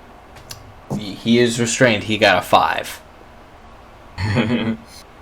Nice. Excellent. Did Grandma not go crazy after seeing? The grandma wasn't in there. Theodora? She's outside. She can't see it. Oh no! I guess Wait, I'll. which room are we in? 9. You're in Eight? 15. Okay, 9. I'm in 15. They're in 9 still. Okay. Okay. I'll like bend Lord. down, like try to close Ted's eyes. Maybe we should, shoo the bystanders Onlookers, away. yeah. Yeah. Away with you. Go next door. Yeah. Is there another room they can all go congregate in? Yeah, they run over to like 2. Okay, cool. Because we're in 1, right? The main courtyard. You guys are in 9. 9. Sorry. Over here. Yeah, on the left side. Okay. Tell them to go wait in 2. Yeah. Toric looks at you and says, I need to know right now who killed Kavas. Yeah, well, our closest lead is potentially the little tiefling boy. He did not act alone, though. No, So we need to he get was a him to pawn speak. only. So, we need to follow up on that. That's what we have so far. The tiefling child. Lakan. Yes. He sneers and says, I'll have him put to death. And you're still restraining him, right? Like, he's got his, like, hands, like, his Yeah. arms pinned behind him, basically. Yeah. I walk down into the room where I walk towards the room where Foreign was peeking out. You walk. Which way are you going? Are you going towards 12 and down, or are you going 15, 14 in and down? I would say I want to take the path of least resistance. So the one that is the least occupied. I believe that would be going through 12 and down around the back. All right. So you are in 3 now at the top of the steps. Okay. I think I'm gonna, while Lilith has him restrained, I think I'm gonna have Roth grab Lord Torek by the chin, kind of like this. Just like, if that boy has been used, you will not touch him. Roll me an intimidation check. All right. Oh, gosh. Am I good at that? I don't want to intimidate people. I've just been knocking them out. I got +5. Yeah. I didn't cry. Oh, I only got a 3. He had a 10. Goes, well for you. I will commit justice to anyone who deserves it. Anyone! Can I slap him with my, like... Yeah. I mean, he's been held, Slap. so. I do. You know. Spit a fly. Oh! I can't believe you would do this. It is not the boy's fault. Think clearly. He would not have acted alone. He is but a child. Then who would help him? What is it? Then who would help him? His father was killed on that. But was it a patrol? Yeah. Where I think so. Kavas abandoned him? Okay. His father was killed on a patrol. Someone else close to him might have used him as a pawn in the plot. We don't know. Don't make any hasty judgments. Lilith, I think it's alright to release him now. Is he calmed down at least a little bit? Yeah, a little. Okay, then I'll release him, but just say if you start acting up again, I will restrain you and like tie you up. So don't test me, I guess. Soromir, you see Foreign walk into room 9. Oh shit. Okay. And what was the name again? I'm Foreign? trying to write them all down in order as I see him. This is Foreign. Oh, he walks The into wizard. You see him walk into I- room 9. I follow. As he walks in, Try and- Aroth, and Lilith. No, what were you saying? Sorry. Just try and slip in, without being. Roll me a stealth check. Yes, sir. Let's go. 22. Nice. Okay. That was Foreign, Arath. Yeah. So Foreign walks into the room and says, "Now, what do y'all find?"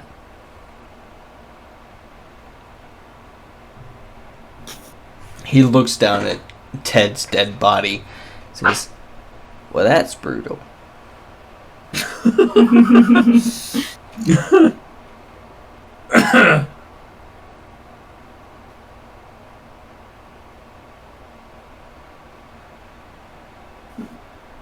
What'd y'all find?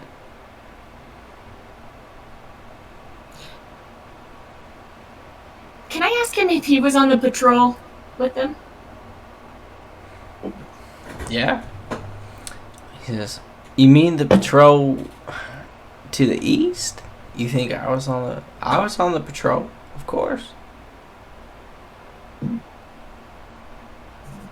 And will you tell me how, I guess, detail the events of that patrol for me? Well, yes, we left the field. We left the region. We walked out east, marched out. As we did, we fought all different types of sorts of magical creatures, and then we got ambushed by a bunch of goblins and orcs and hobgoblins and bugbears, and we started to run because we lost a lot of men. And I said we should not run. I felt that we could fight and win. But Kavas, he broke that day. Maybe it's because of that day, or maybe it's because of all the other times he's seen all different sorts of men die before him. But he broke that day, and he ran, and he commanded everybody ran. And myself, I said, we should not. We've got this. But I was ordered to run, and I had to protect them as they ran back. That must have been really hard for you to go against your intuition in that moment. Yes, it was. Were you upset with him? Well, I was upset that Melly came back, and Melly, she latched onto him like he was some sort of a hero. But Melly, you see, I love her. But she loved him, you see. When he came back and he started talking about saving everyone, and she latched onto that, that was hard. But anyways, what have y'all found? What have y'all found? As you can see, our halfling friend is no longer with us. No, indeed. What did he do? He drank a little too much? And kind of laughs. This is not a laughing matter. What have you been up to while we've been investigating? I've also been investigating, of course. And I've been talking to...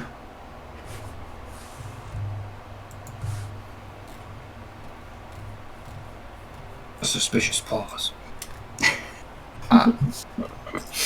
Oh, that's a real pause. like in game, that's a real pause. I've been talking to Kazar and Kazak and Sisik. Sisik and Kazak, they said they were together. They were in a well, they were fornicating when it all occurred. So we can rest assured they're not to blame here, eh?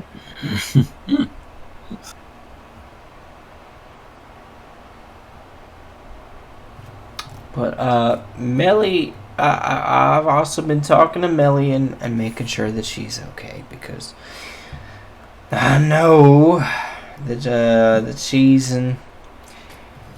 and Captain Kazar were Kavas, they were in love. So I've been making sure that Melly's okay. I'm sure you were a great comfort to her.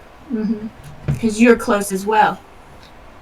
Yes, Melly and I, we've known each other for a long time.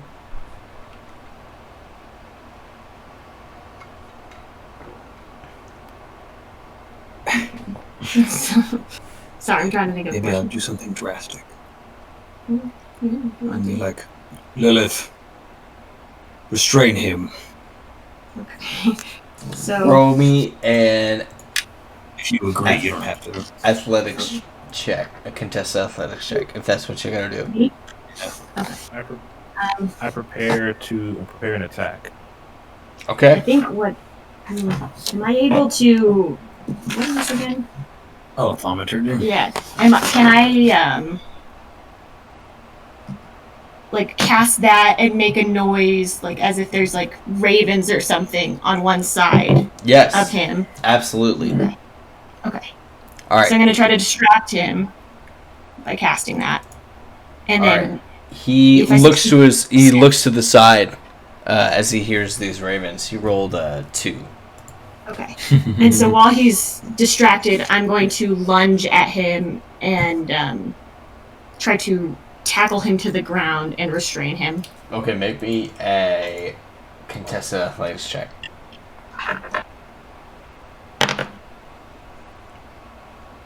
Yes, +3. 15? He got a 19. Oh, As you go to tackle him, he reaches back and his head smacks against kind of the top of your head.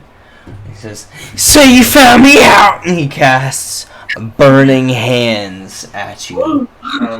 May I use that attack as a reaction? Yes, you may. What attack were you doing? Alright, I'm going to cast Eldritch. Hellish Rebuke, actually. Yeah, let's do Hellish Rebuke at 2nd level. I believe Hellish Rebuke can only be cast if someone has attacked you. in that case, can I do counterspell? Yes. Oh, yes, it is. It's when you get. Okay, I'll back off. Sorry. No, I mean, you could do Eldritch Blast. Okay. Did you want to do your counter spell as well? Oh, you had the. Okay. Yeah, you had the initiative order there. You're fine. All right, then I'll roll that hit. Right. So I got to refresh the page again. Sorry. Poor Oh, Ted. giant. Poor dead Ted. Poor Ted, man. It's just. Okay. I rolled a 23 to hit. That's a hit. All right, and that is 7 damage. Okay. Eldritch Blast I shoots drop- out from I the drop corner my- of the room as it fills his body, lightning kind of shocking through it. While Lilith is holding him. What are you guys doing? Oh, yeah, he goes to cast Burning Hands. You cast Counterspell on him, right? If I still can, yeah. Yes, you can. Yeah, that fucks his whole thing up. As he goes to do it, It's it- alright. just nothing happens. It goes, Okay. no, no, no, no, no. And he eats an entire Eldritch Blast. Yeah. I say Expelliarmus, and he says Stupefy. I can't believe it. At the same time. Yes, yes, I killed him. I killed him. And I used the child to do it. I'm gonna ask why. So that you could get the woman, or Yes, of course. Of course.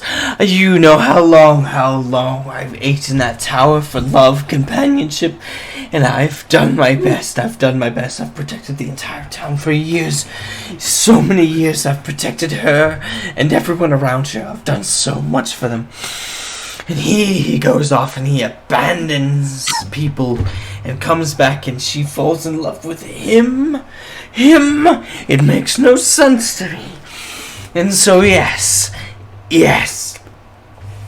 I coerced the child.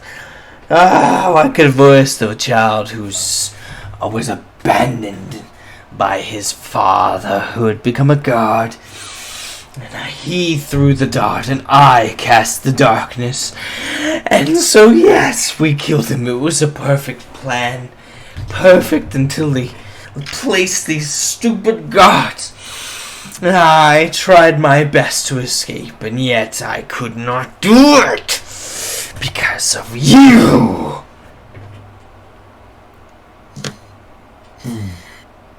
Good. We found him. Well done. Was What'd confession that he gave? you say? He's in the Was the room. Lord anywhere? Yeah. Is it? Yeah. Also in the Yeah, he could hear it. Then, he suddenly goes, "No! We all die!" I need each of you to make me a dexterity saving throw. Oh shit. I think fireball at his feet or some shit. That is 100% what he's doing. Okay. This guy. That's 3. 20. Yeah. Okay. 19. Ooh, 19, 19, and 20. Jinx. Yeah. Dexterous. What you roll? Yes, Masos. Dead on the ground. Corpse getting all charred up. Listen. Fireball. Free cremation. Uh, Expensive, you know. you all take Wait, what? you all Take take half. 25 damage. Oh, that almost killed. Woo! Have to. Oh, imagine if that As was he a shoots, cinder. as he Oh takes my the God. fireball and shoots it directly at his ground, immolating himself. Lilith, you're kind of pushed back off of him as he immolates himself. You have resistance to fire, so you take half of that. Oh, so you take half of half. She's a tiefling. So, yeah. Yeah. So he is dead. Oh, he killed himself. Yes. Damn. Oh, okay. Oh. Wow. Brutal. What are you all doing? I look at Ted's body. Is there what does the Lord say? What does the Lord have to say about this first? The Lord is staring at you guys with wide eyes. He has no clue what the fuck to say. Alright, well, it seems as though your troubles in your mind are at ease now. I am sorry for your loss, and we will seek our payment, please. I have 2 health, so I'm like laying on the ground basically. I'm all about that action. I'm all about that business. You lived, so. Yeah. Of course. True. So anyway, Is the. Oh, go ahead, Rick, sorry. You gotta speak. He looks at you guys and he says, "Get out." I grab Ted's body. Is the Melissa? Yes, she has now seen Ted's body and is running towards it, crying, holding him. the Melissa is which one again? The old woman, She's his she's- like grandmother almost. No, that's not what I meant. Is the woman with the diamond, is she around still? Oh, Melly? Melly, yes. Yes, she is. Can I take Ted's body from the grandma? Yeah. Can I walk over to Millie? Mm-hmm. I say, this halfling, this man, he gave his life to find the truth, and he loved you. He loved you dearly, and he believes that you loved him as well. Please. Roll me a deception check.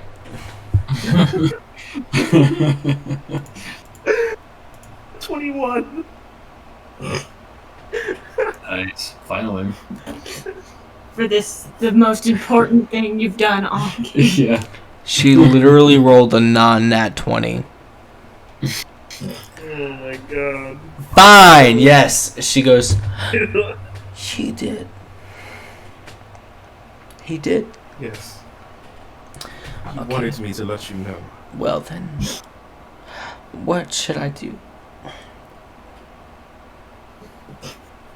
He has perished, and I know it is but a children's tale, but they do say that true love's kiss may bring one back. Oh my god. And after seeing everything we've seen tonight, perhaps, just maybe, She looks at you like she knows what you're talking about, and leans down and lays a Of course she deep does. lays a deep kiss onto Ted, and then sits back and looks up into the sky and looks back down on Ted. Ted is still dead. I just lay Ted's. What kind of punk ass DM do I think I am that I'm like, yeah, you can just kiss him, he's fine. It's comedy. This is clearly a comedy. And he's just thinks Very clearly a comedy. No, He hates you, Ted. no, Hard. nah. Ted is Ted is dead. Oh my God. She had Uh, a diamond. Maybe it was a magic diamond, and she was a sorceress. I don't know. burned up. Vizier Torek comes up and places his hand on your shoulder and says, "It's probably for the best. He would have died eventually anyways." Alcohol God. poisoning. At least he wasn't alone, eh? Yeah. He had a good time. At least he was drunk. At least he probably never felt the pain. I mean, if he hadn't, he would have gotten burned alive. So there's also that. All right. Well, seeing that this is completely leading to nothing, I'm going to use my last pack point, cast invisibility, and leave this hellhole. Alright. Stormer, as you walk out past the guards, they are all whispering about the occurrences inside. Talking about the fact their captain. Talking about the fact that their captain had abandoned one of their own in the field to death, and that now, in some way, justice has kind of been served.